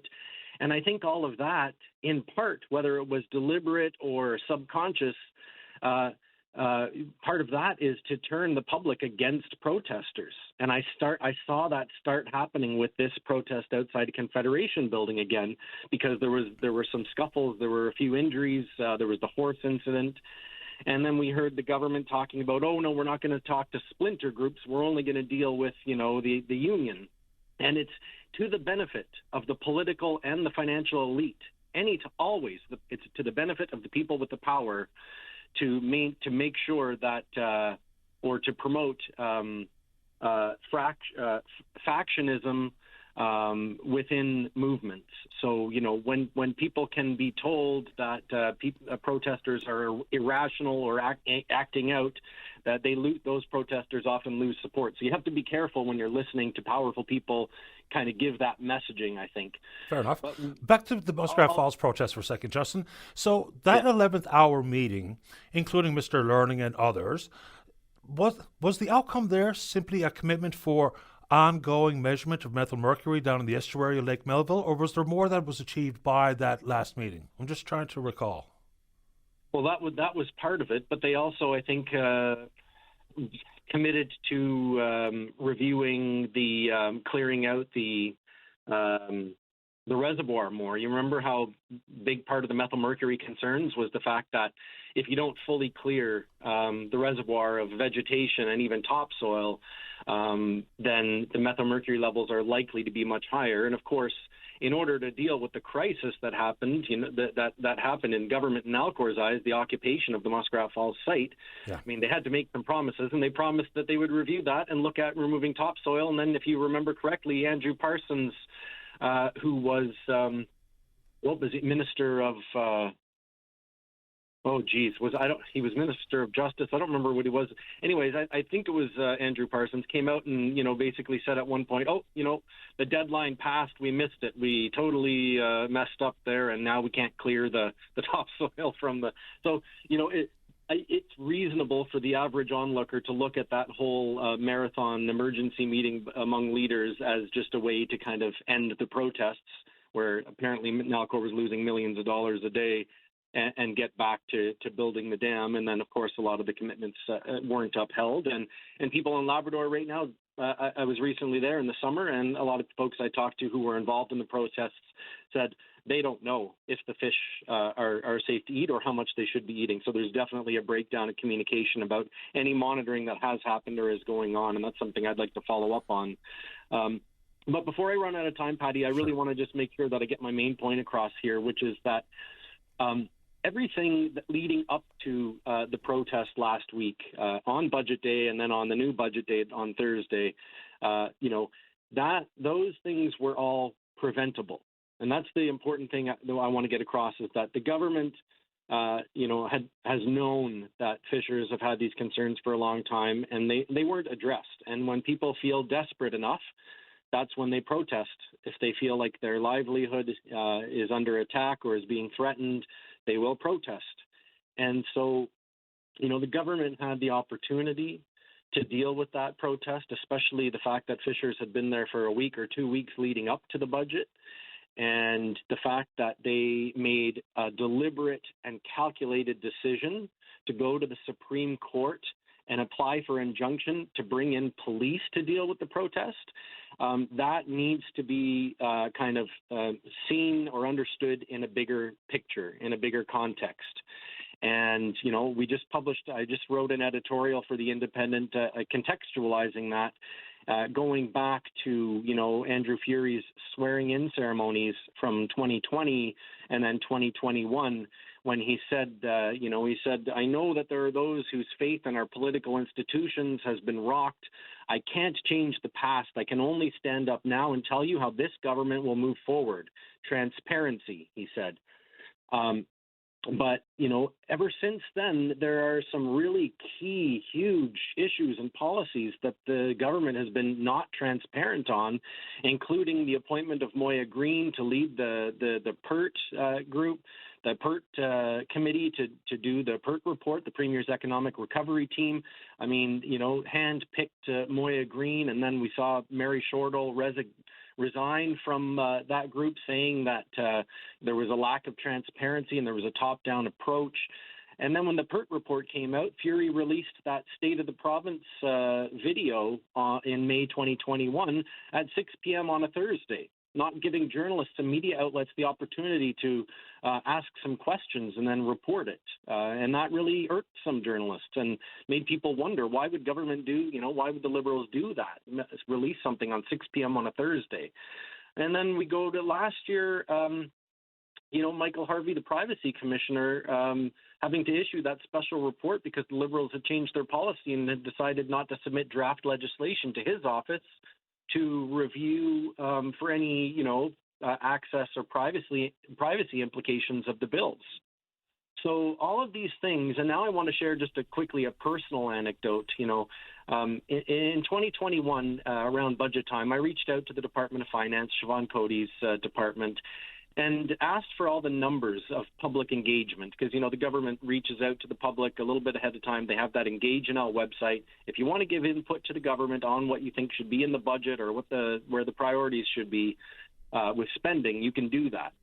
But when in 2021, I got the numbers for the previous 3 years plus for 2021, and what we see is a pretty steep decline in engagement numbers from 460 in 2017-2018 down to 229. This is for online questionnaires, plus there were some, the numbers for in-person attendance at the in-person events was also declining. Down to 2021, we had, of course, the pandemic was at the height of the pandemic then, and so there was lower numbers then. But I was told in 2021 by Siobhan Cody's communications people that they were going to look into other ways to potentially bolster engagement. Now, I didn't get an email back from them for 3 years. Nobody responded to my emails from that department. And a couple of weeks ago, I was in St. John's and I had a chance to ask Siobhan Cody about this to her face in a scrum outside the legislature. And she told me that one thing that they've done is they've made the consultations earlier. And it's true, they opened them up in November this year as opposed to December or January. But it was still only 17 or 18 days for the public to share their input. And I don't know whether a longer window to share input would lead to more public engagement. But the fact is, the Liberals really haven't done much to anything to try to get more public input and feedback on the budget. And, I think that this kind of shows us where the government's priorities lie on the issue of transparency and accountability. And the final thing I'll say, sorry to go on, Patty, but I really want to share this. This is something, a bit of insider baseball kind of thing from the press gallery. After question period, the journalists all get together, and it's a great bunch of journalists, by the way, right now at the press gallery and Confederation Building. We get together after question period, and one of the reporters will send a text to the Director of Communications for the Premier, that's Megan McCabe, the former CBC journalist, with our request for which ministers or which cabinet ministers or the Premier who we want to scrum that day.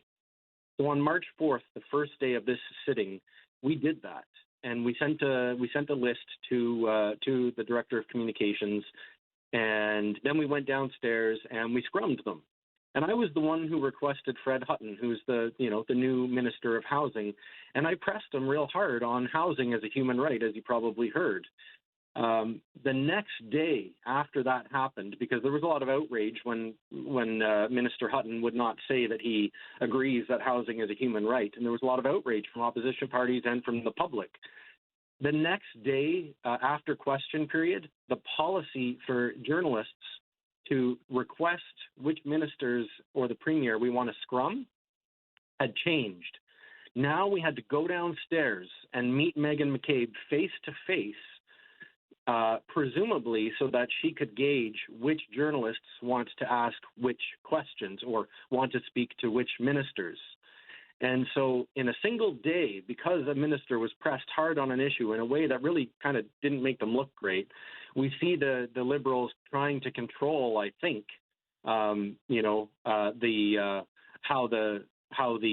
media does its work, media access to the politicians. So all of this paints a picture that I think is important to understand as we reflect on what happened last week and the fact that the Liberals could have de-escalated the situation, which is what some union leaders were calling for, but instead they got the riot police in. And those injuries that happened didn't need to happen. It was a result of their failed policies over a long period of time that frustrated the fishermen to create the protests. And then when the protests happened, the Liberals acted in a very deliberate way, which was law enforcement over de-escalation and negotiation. I appreciate the time, Justin. I'm late for the break. Stay in touch. Okay. Thank you. You're welcome. Bye-bye. Just a break. Editor at The Independent. Let's take a break. When we come back, Ken, you're there to talk about wind energy. Don't go away. This is Open Line on the VOCM Big Land FM radio network. Welcome back to the show. Let's go to line number 3. Ken, you're on the air.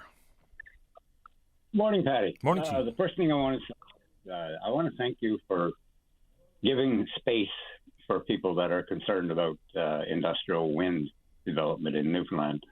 I have listened to some of the callers, and some of these people have really done their research, and it's been a valuable source of information for people like myself. So I want to say kudos to you and thank you for doing that. Now, what I want to talk to you about this morning, this just came under my radar. It's under the radar of groups in Newfoundland, such as EnviroWatch, NL. There's a new company now targeting a company, to my knowledge, out of Poland called ABO Wind. Now, they've set their sights.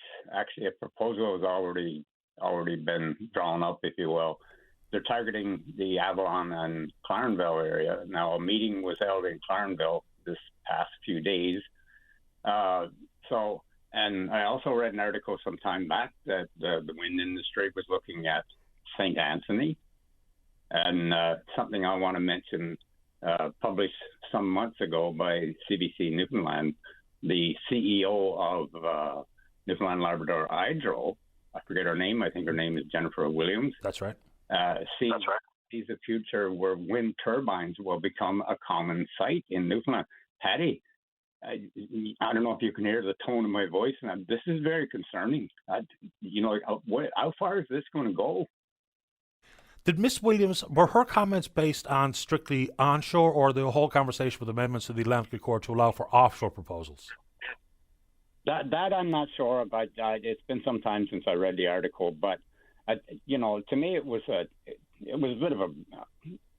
kind of a strange statement, especially coming from Newfoundland Labrador Hydro. Now I realize she's not representing the entire company. That was basically just their opinion, but to come out and say that she figures that the industrial wind turbines will be a common sight in Newfoundland. Like how far is this going to go?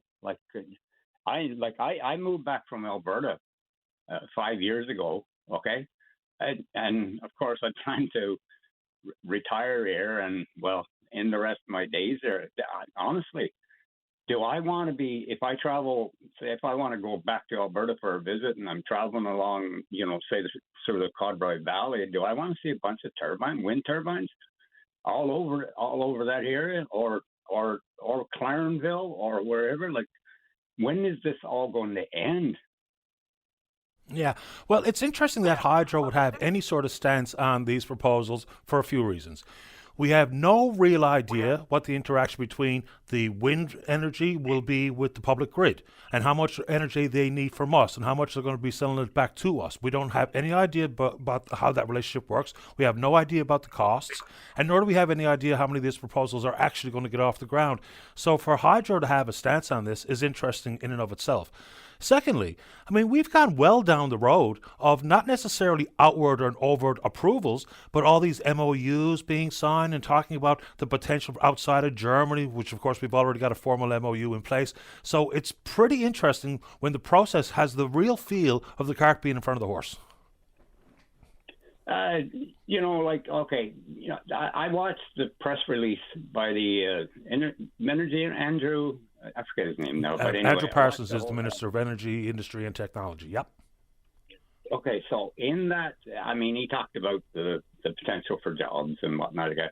But one thing he stated was that, and he was talking about World Energy GH2, is that there'll be no subsidies. Now, let's track back a couple of weeks with a guaranteed loan of $128 million for a project that's not yet been approved, like what's going on. I've also heard that the Newfoundland government are going to match that loan.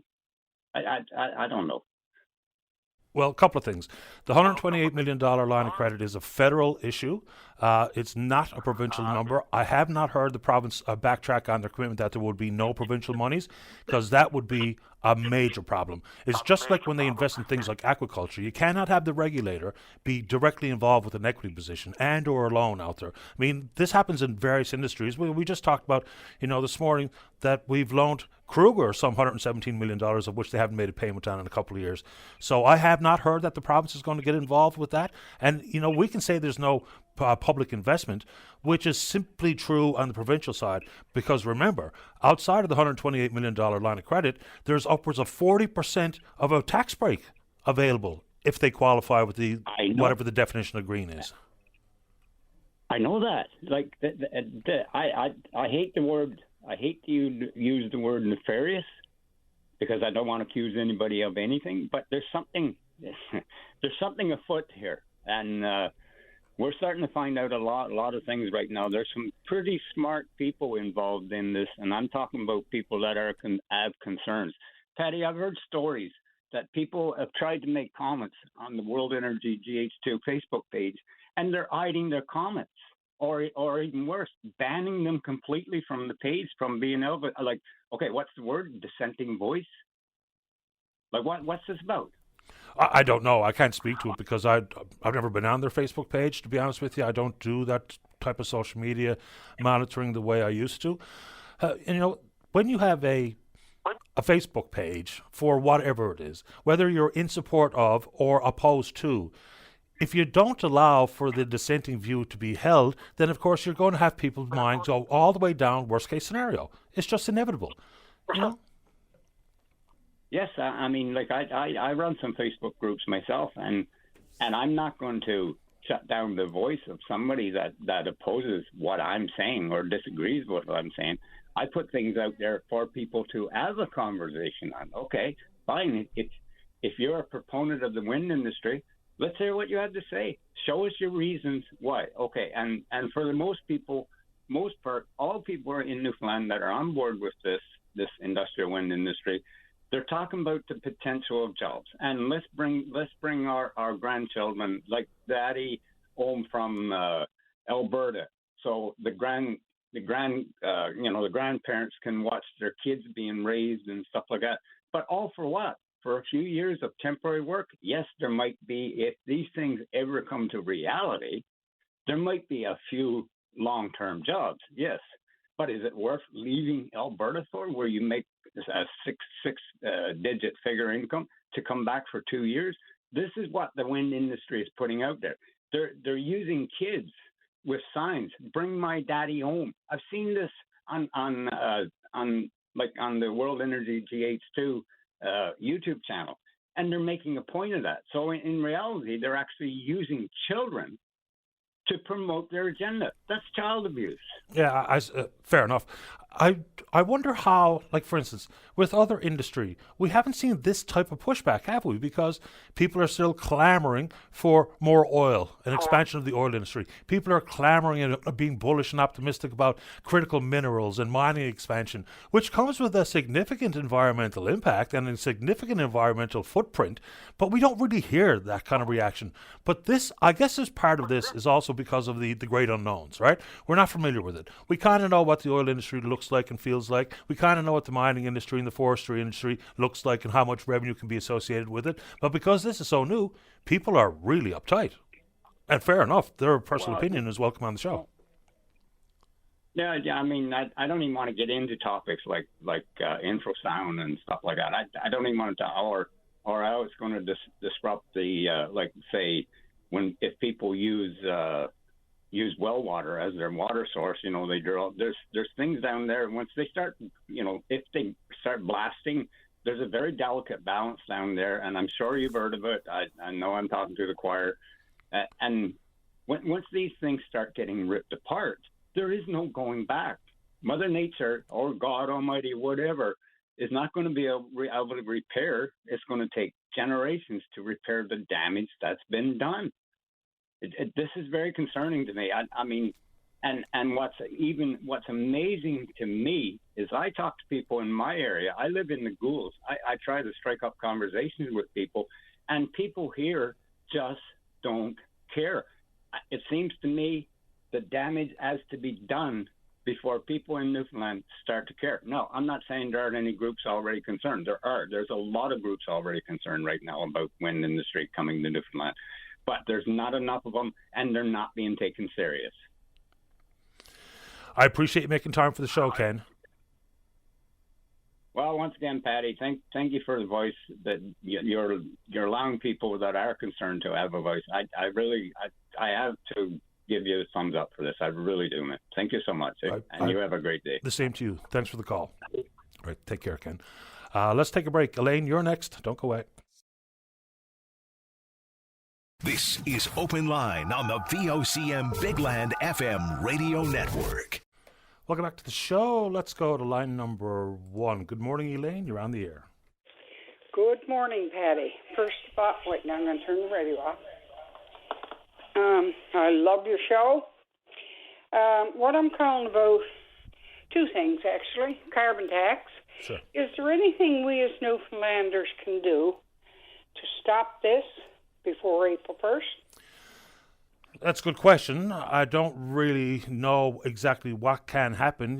When the Premier has joined 6 other Premiers across the country asking for a pause. Some want to cancel in full, like, for instance, Daniel Smith in Alberta.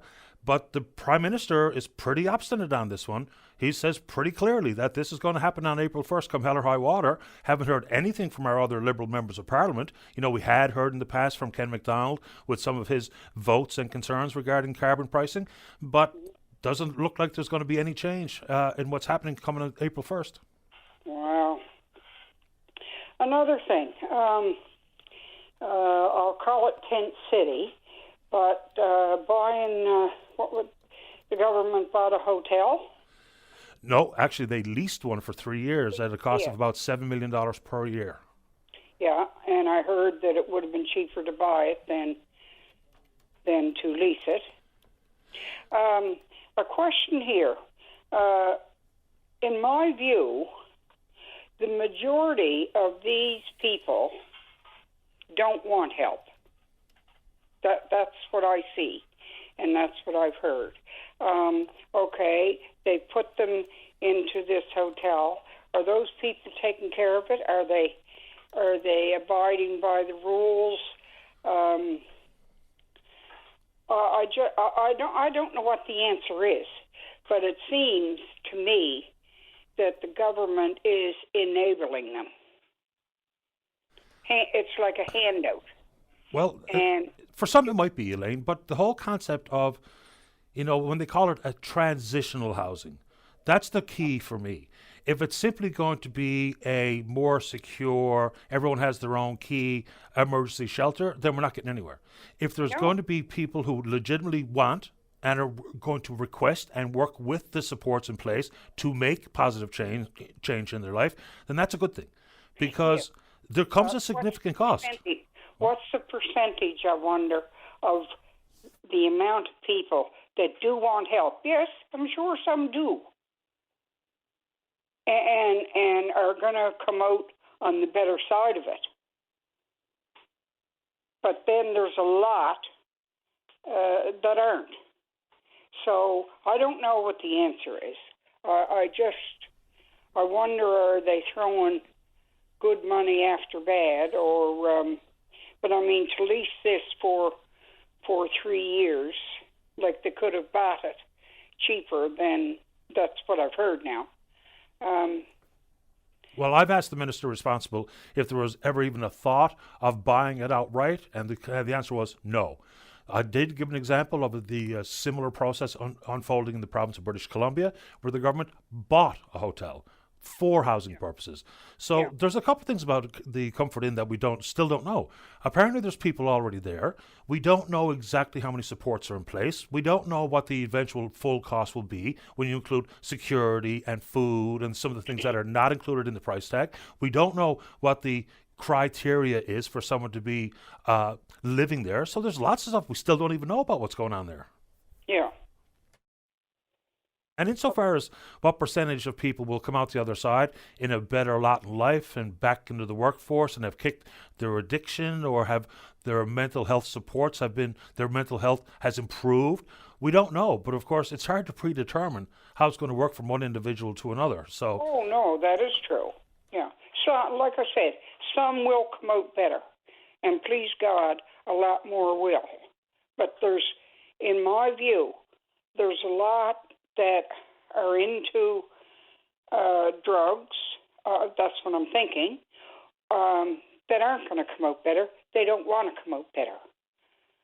I have somebody in my family that was working in Alberta making like $1,500 a week, and now is home on social services because he doesn't want to work, making $319 a month. There are people that don't want help, and this particular person is one of them. A handout, yes. If I were to hand this person, I don't know, $1,000, they'd take it, but it's not doing any good. And there are so many people that don't want help. They just want a handout, and a lot of these, in my opinion, going into this hotel, okay, I got a roof over my head, I can still do what I like, I got food.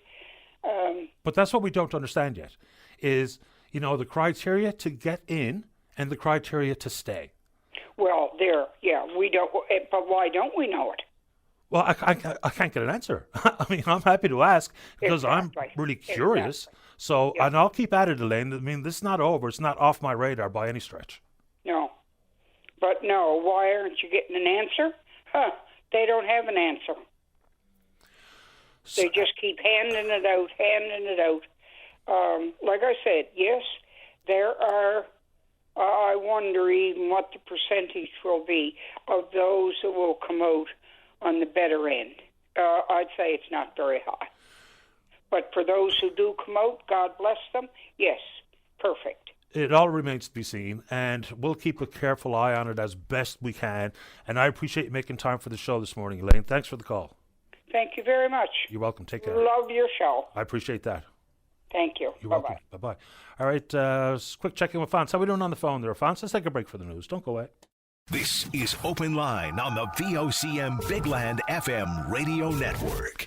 Welcome back to the show. Let's go to line number one. Say more to the PC member for Paradise. Topsail Paradise, that's Paul Dinn. Good morning, Paul. You're on the air. Good morning, Paddy. How are you today? Best kind, thanks. How about you? I'm doing well. Nice to see the sunshine and the snow hills getting smaller. Yeah, and there's some rain coming too, so I think they're going to erode even quicker. Good. Oh, yeah. No, it's all good. Look, before I get into what I called on, I just want to send my thoughts and prayers and condolences out to Perry Trimper and his family. on the passing of Caroline, his wife Caroline.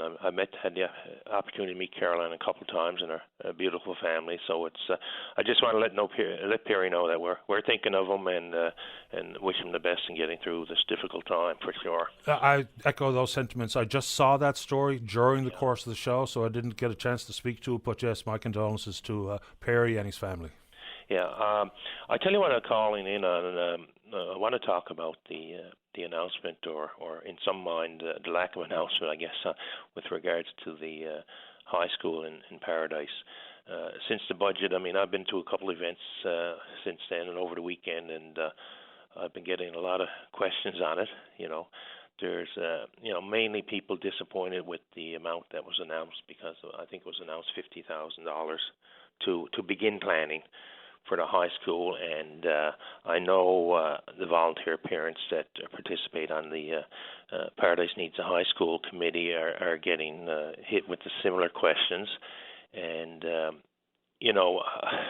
I myself personally, I didn't expect to see shovels in the ground this year, but I think most of the community and parents around, after the media event a couple of weeks back, were expecting more.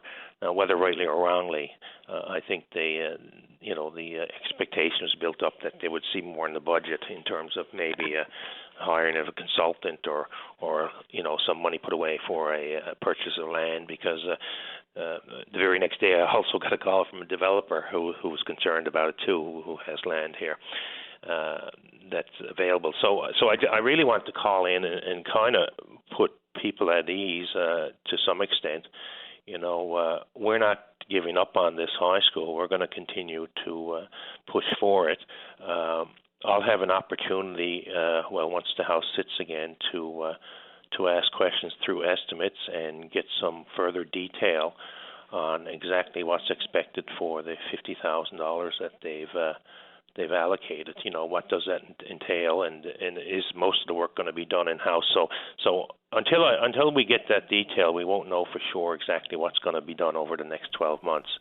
But when I look at it and that amount, and I look back at some of the schools that have been announced, it's been taking a while for a shovel to go in the ground for them.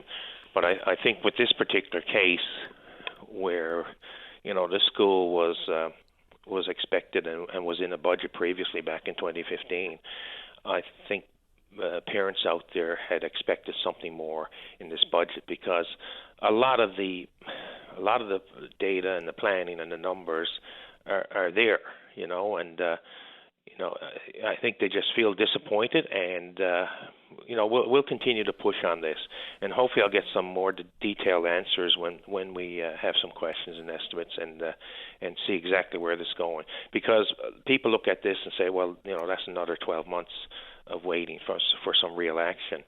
So I wanted to put it out there. We're going to continue to ask the questions. We're going to continue to try and get some detail on this. And we're not stopping. These parents are very motivated, very resilient, and want to push till there's a high school in Paradise. Sure. I mean, for $50,000, I mean, it's not like it's peanuts, but it doesn't go very far when we're talking about engineering and design and sites to be considered and sites to be purchased and land to be cleared. I mean, I don't know what you get for $50,000, to be honest with you. And inside the world of educational infrastructure, even some of the schools that were in last year's budget are again in this year's budget. Yeah. $41 million this fiscal year, 146, I think was $146 million over 3 years, but it's the same schools. Cartwright, Kenmount Terrace, we don't even know what grades or how many students are going to be housed at Kenmount Terrace. Portugal Cove, St. Phillips, and Pilley's Island. They're the same schools in last year's budget too, so I don't know how far any of these projects have been advanced, but when at the bottom of that, it says the $50,000 for the Paradise High School. I have no earthly idea what you're going to get for $50,000. Well, and that's the feeling of many out there. In fact, one person there, I was out to the Mount Pearl Paradise Chamber Awards there last week, And I walked in the door, and I was hit by three people right away asking about it, and one of them, the comment was, well, you won't get enough photocopying done for $50,000. Now that's a bit of an exaggeration for sure, but not far off, when you look at what can you get done. And that goes back to my point in, are they doing stuff internally? Are they going to, do that? But you look at the budget, as you just said, $41 million to continue to advance four schools, right? So it's disheartening for many out there.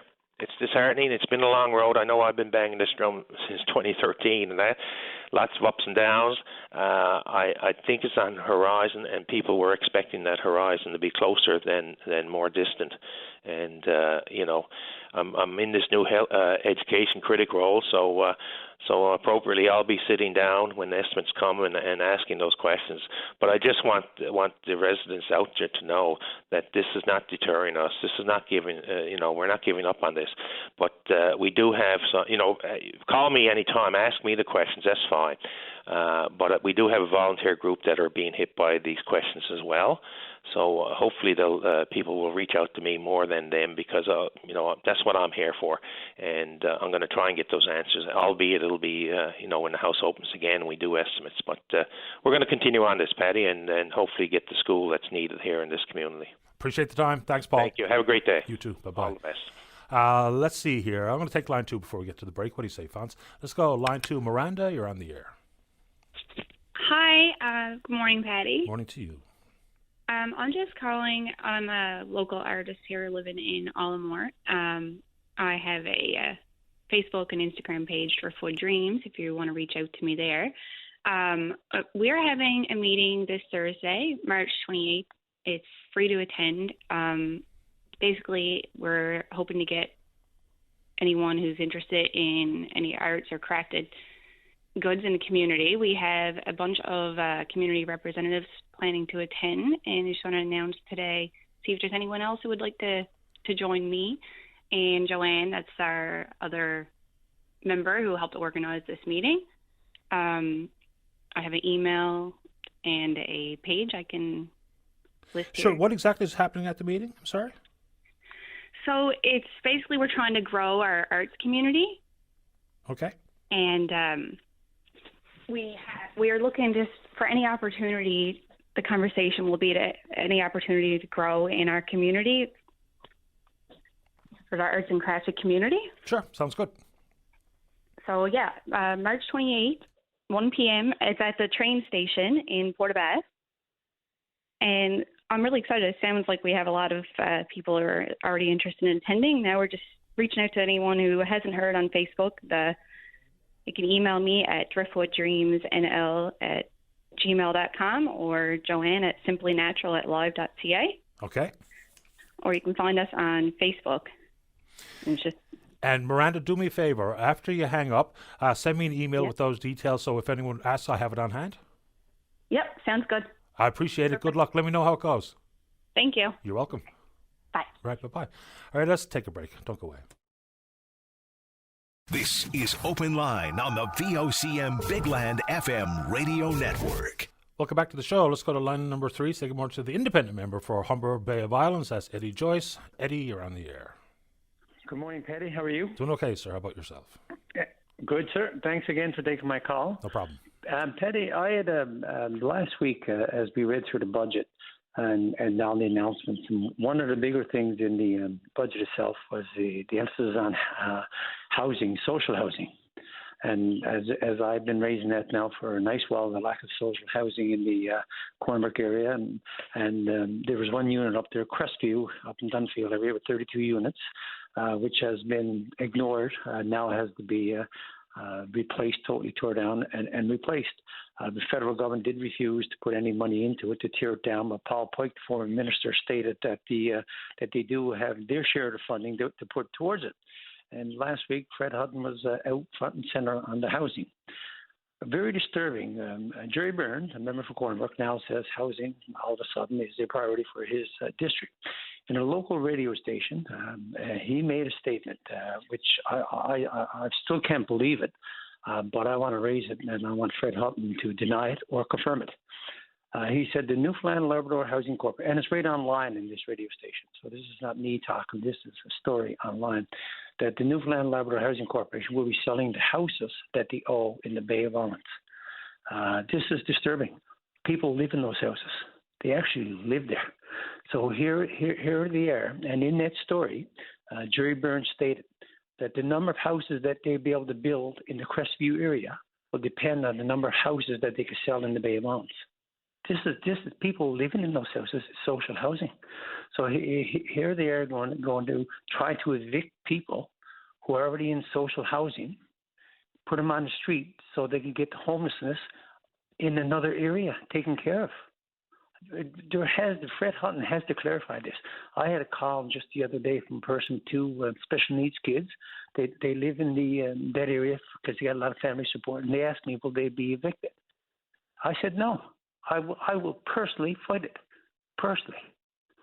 This is the kind of statements that they're putting out there, that Jerry Byrne put out there, that Fred Hutton has yet to deny, that they're going to be selling 25, 30 houses to make funds for the Crestview area in the Cornmark area.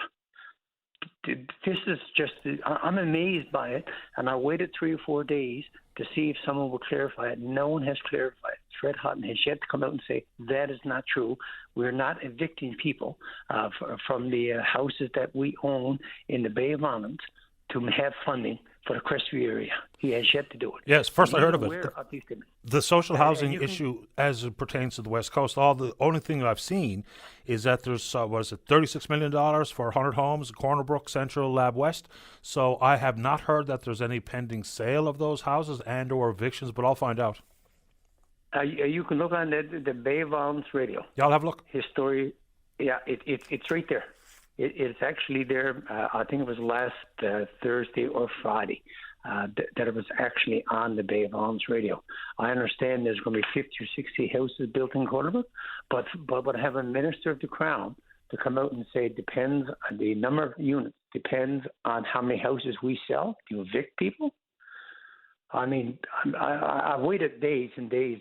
This is how Fury and Fred Hutton wants to try to improve housing in a certain minister's district. This is just appalling, absolutely appalling. I printed off the story. I have the story here on my phone. I printed off, took a picture of it, and I can read it to you. So I'm asking Minister Hutton to alleviate the fears of those people, especially the ones with special needs children who are living close to the family. And that's why they're renting in those houses close to the families, so that they can be close for their needs that they need for the family. And now with hanging over their head that they're going to be evicted, this is just absolutely amazing. Yeah, fair enough, Eddie. I'll get an answer to that one. Thank you for giving me the opportunity to that, because I just want to alleviate their concerns, because I can tell you the first eviction notice, I will personally fight it for them. I can guarantee you that. And if they think they had a fight on their hands before, they get ready. They want to evict kids, a family with special needs kids, to make room for social housing in Cornwall. They'll have a fight on their hands. I'll guarantee you that as sure as I'm here. So, Patty, I could send you. I'll send it to you if you want me to. After I get off, I'll send it to you, and you can read it yourself. Yeah, do that for me. Okay, Patty, thank you for that opportunity, and I hope Fred Hutton's going to come on to deny or confirm this. I'm hoping to deny it. I'm hoping to deny it. Yeah, let me see what I can figure out, Eddie. But send that along if you don't mind. I thank you very. What's the email? Just openline@vocm.com. Okay, thank you. You're welcome. See you, Eddie. I'll send it right away. All right. Eddie Joyce, independent member for Humber Bay of Islands. Let's go to line number one. Say good morning to the executive director at the Association of Seafood Producers. That's Jeff Loader. Good morning, Jeff. You're on the air. Good morning, Paddy. How are you? Doing okay. How about yourself? Not too bad. I thank you for answering my call and giving me the opportunity to speak here today. There's a couple of issues I wanted to provide some clarification on related to various narratives that have been spreading on social media regarding what was agreed to last week and a couple of other issues, if you're okay with that. Sure. Where do we start? So let's start with last week. ASP was not party to the actual negotiations, and we're very disappointed with that. We have received a briefing on what was agreed to. And what was agreed to, from my understanding, is very different than what members of the union have been articulating to their membership and to the province. So on the first issue of outside buyers, up until that point, there was a conversation around outside buyers related to crab. We were part of that conversation. But the decision to extend that new process to other species, we were not part of that conversation.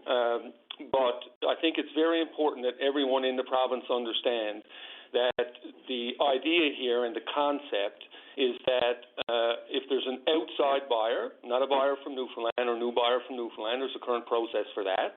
An outside buyer comes into Newfoundland and a harvester wants to sell their product live, you're still subject to all the existing rules. And that includes the collective agreement. So you would have to pay workers' comp, EI, CPP.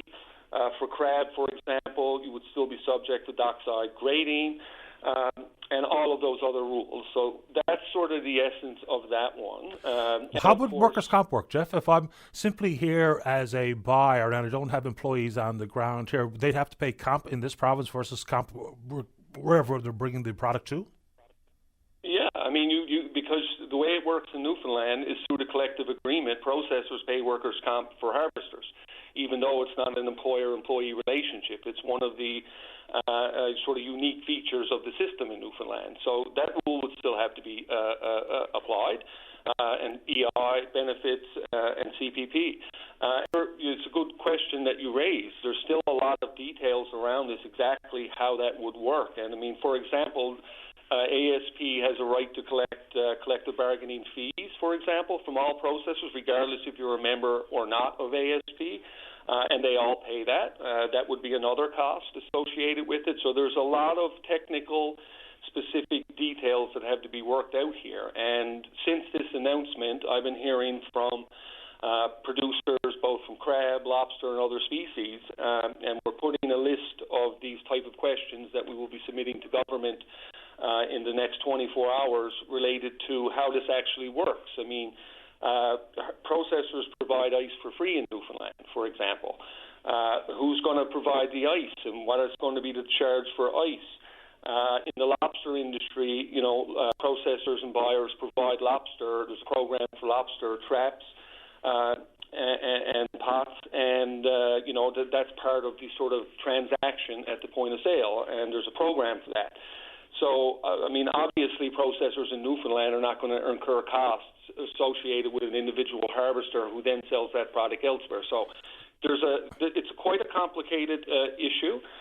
We're going to be meeting with the province to have those very detailed conversations. I will say more generally that, Newfoundland processors are highly competitive.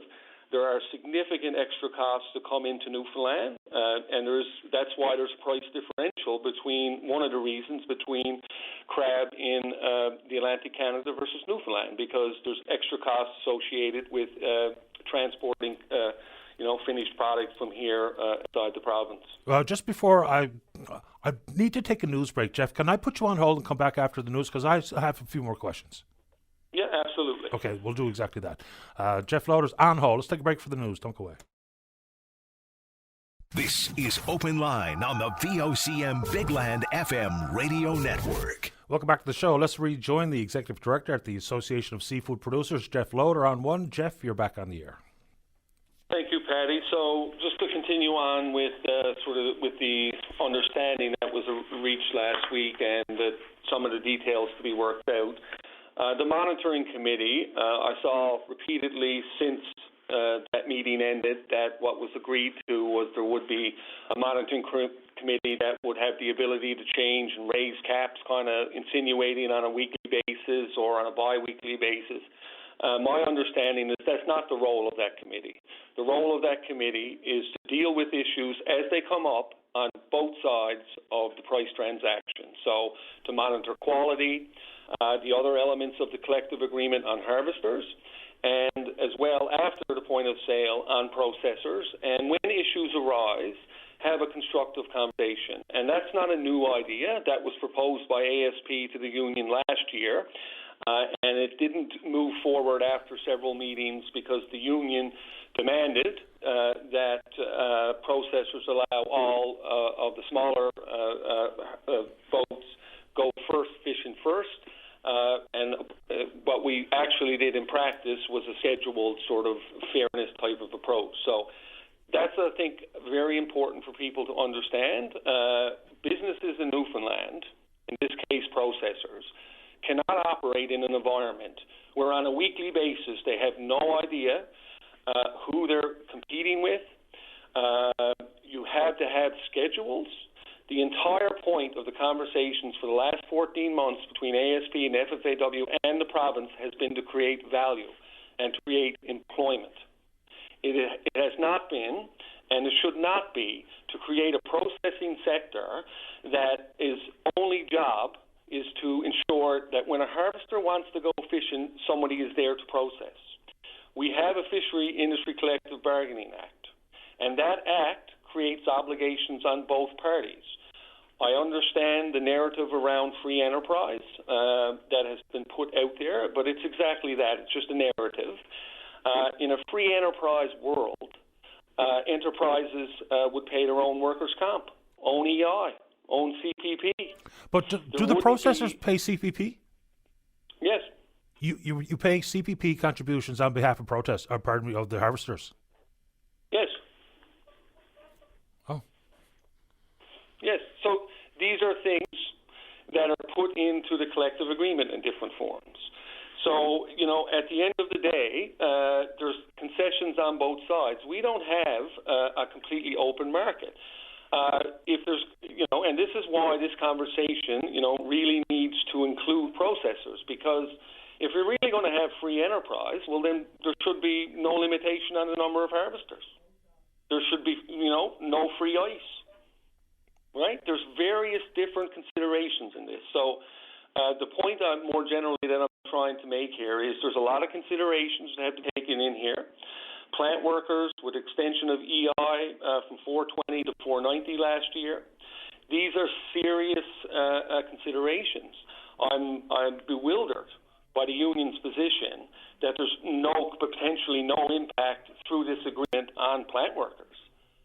If it actually turned out that 20% of the product in this province left Newfoundland, for example, that would have a significant impact on plant workers.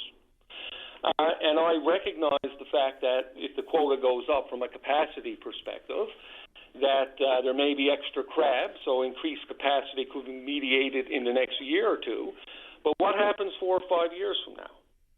So when, the normal cycle of the crab biomass goes back down, I know what the harvester position is. They want enhanced competition that creates more of a bonus structure that has been there in the past. But that's going to impact, plant workers.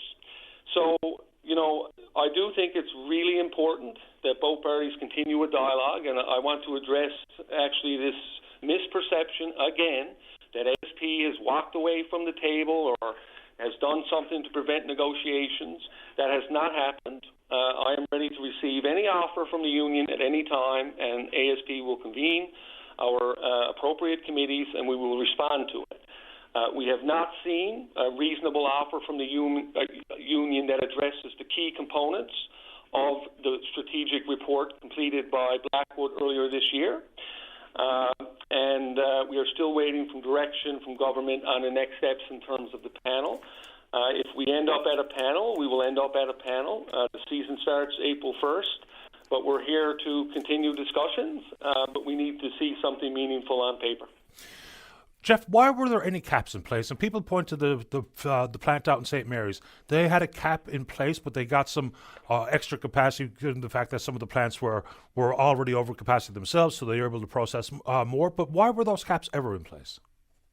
Well, there used to be cap thresholds.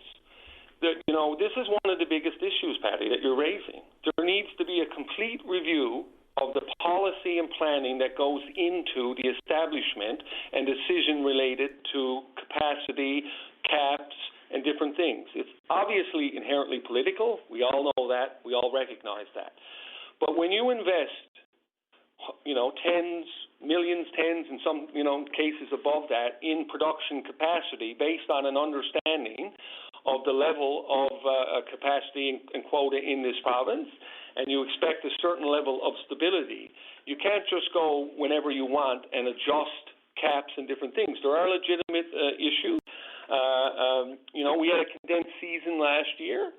And that is why the St. Mary's plant processed more than it was given permission to process more. But St. Mary's put an application in for a plant for £2.5 million, and it was approved on that basis. So the next person that puts in an application and is approved on a certain basis, where do you draw the line? And, one of the policy discussions that needs to happen in the very near future, as in the next 48 hours, or as this agreement is reached that was announced last week, is, what happens when the quota goes down? Are the people who received the licenses last going to be removed? Are there going to be, additional caps in the future? How do you deal with that? So there's a need for a real policy discussion. I know the province has signaled that. We welcome that. But there were thresholds in the past where there would be a more sort of sophisticated, analysis of when it made sense to bring in more capacity. There isn't a lack of competition in Newfoundland from a processing perspective. There are issues in given years, no question about it. But there's other ways to deal with that. We're going to work with the province. The province appears to have made these decisions, and we're going to work with the province and the union. But we're going to make sure that plant workers are protected and that existing producers are given the same opportunities as any potential new entrants, for example. There are existing members of ASP who have caps, and the question remains why they wouldn't get increases versus anyone else. So, that's a conversation we need to have, and we'll welcome that conversation. Yeah, and I guess when we talk about total allowable catch and the fluctuations year to year, you might find yourselves in a very similar thing to like the harvesters face with the LIFO policy, last in, first out. If there's not capacity, there's not a total allowable catch that makes sense for the processing sector if there's expanded licenses offered. Very quickly, and I do have to go, so you said that you pay CPP, and I've got like 4 or 5 emails rapid fire saying you do not pay CPP. It comes out of their taxes each year. That's how it works for harvesters. So, and this is a lady who says she's willing to show me her tax return, which I don't need. But so she says that's the case versus what you said. So which is it?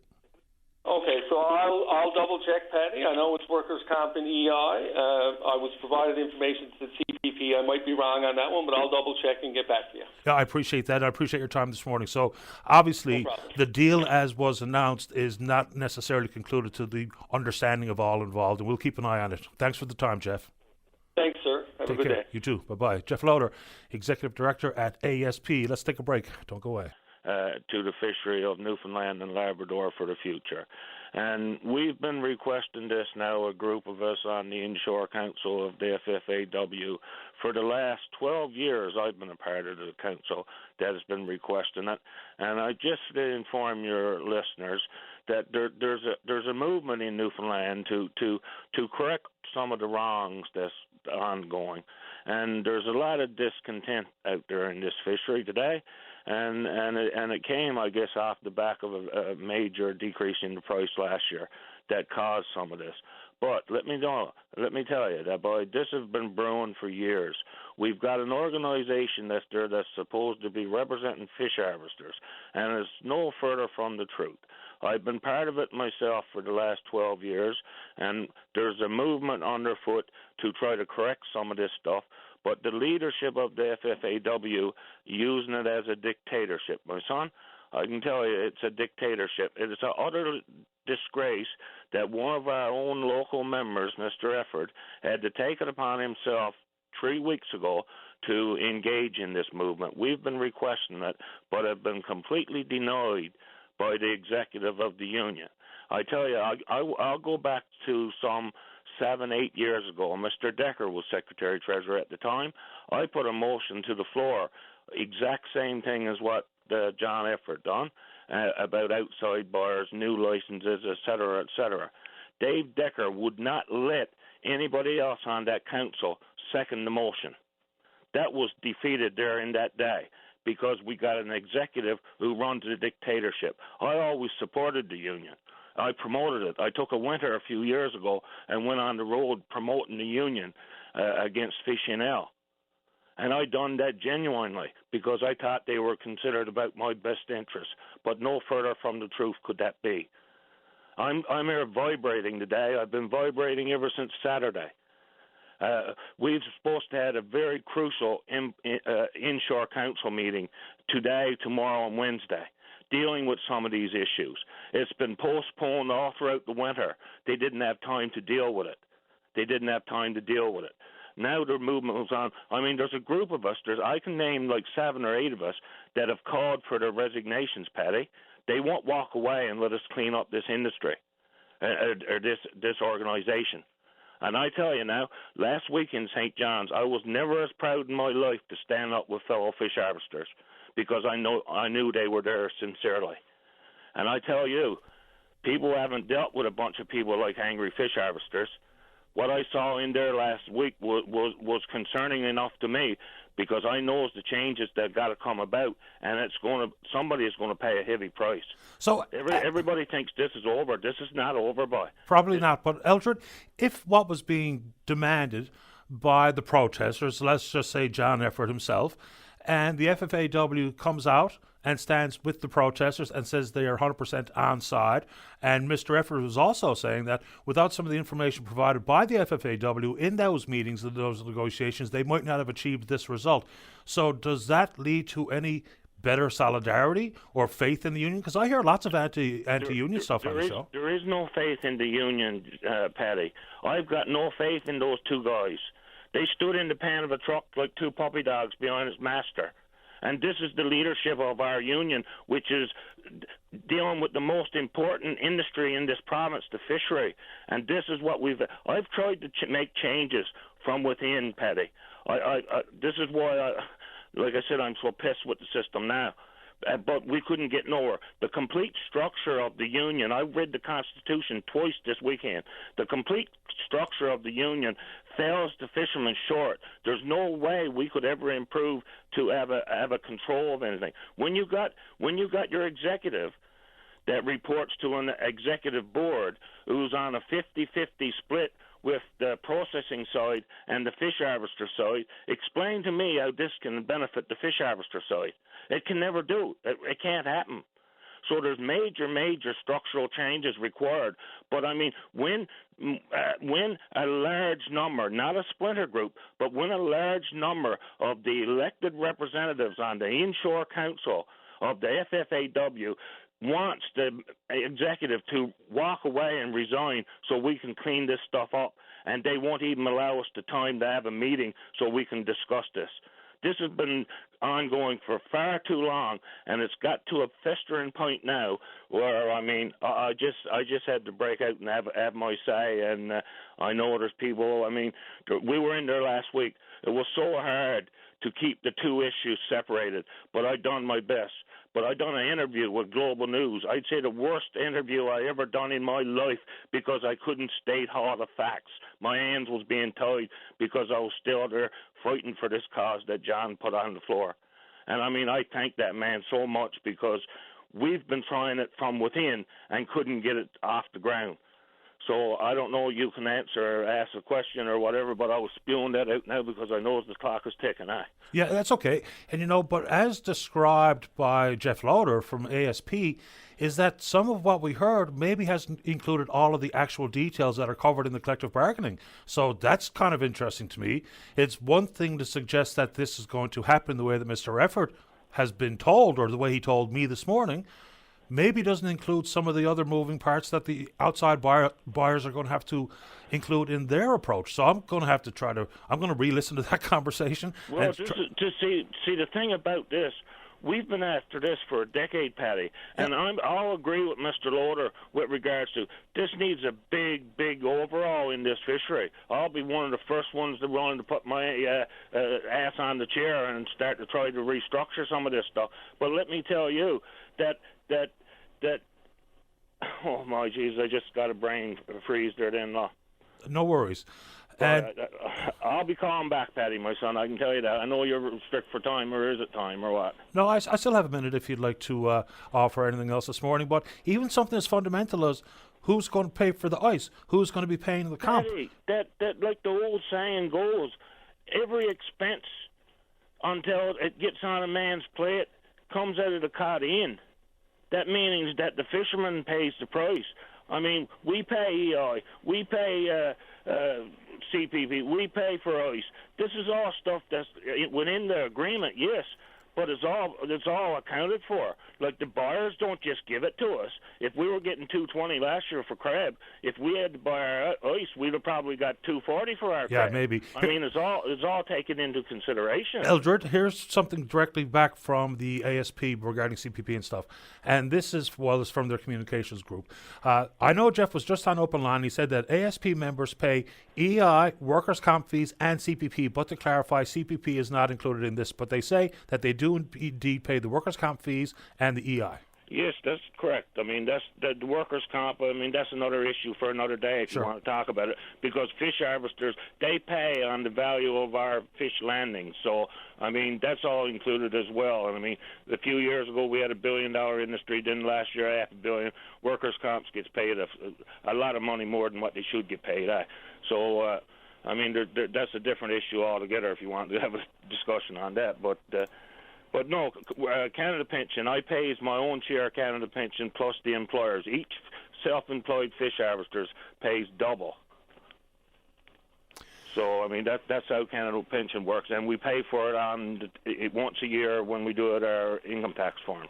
Yeah, fair enough. And I just wanted to make sure that I got all of that stuff accurate and out there. So my great concern is that I got people in there doing negotiations and bargaining on my behalf and on a lot of other fish harvesters' behalf, and we have no faith in them. So, I mean, that's the bottom line. There's a large movement on there now, and I'm glad Loader was on there a little bit before, because the conversations will be taking place after this call now, and I mean, there will be more attention paid in St. John's, so everybody can stay tuned, because this is going to be, as I said before, probably end up turning ugly. I appreciate the time, Eldred. Thanks for the call. Yeah. Okay, sir. Take care. All right, bye-bye. We're pretty much out of time. Are we going to do as we just discussed, Vance? So, in reaction to a call from Eddie Joyce regarding the sale of housing units out in the Bay of Islands, Minister Jerry Byrne, his comments said Eddie was hanging his hat on with the Bay of Islands radio. He is going to come on the show tomorrow to clarify exactly what's going on there with those units being sold and how they're going to raise that income to build new units, I think I won't just spit it out because I want to be accurate. So Jerry Byrne will come on and clarify that particular issue in the morning. All right, good show today. Big thanks to all hands who support the program. And we will indeed pick up this conversation again tomorrow morning right here on VOCM and Big Land FM's Open Line. On behalf of the producer, Vance King, I'm your host, Paddy Daly. Have yourself a safe, fun, happy day. We'll talk in the morning.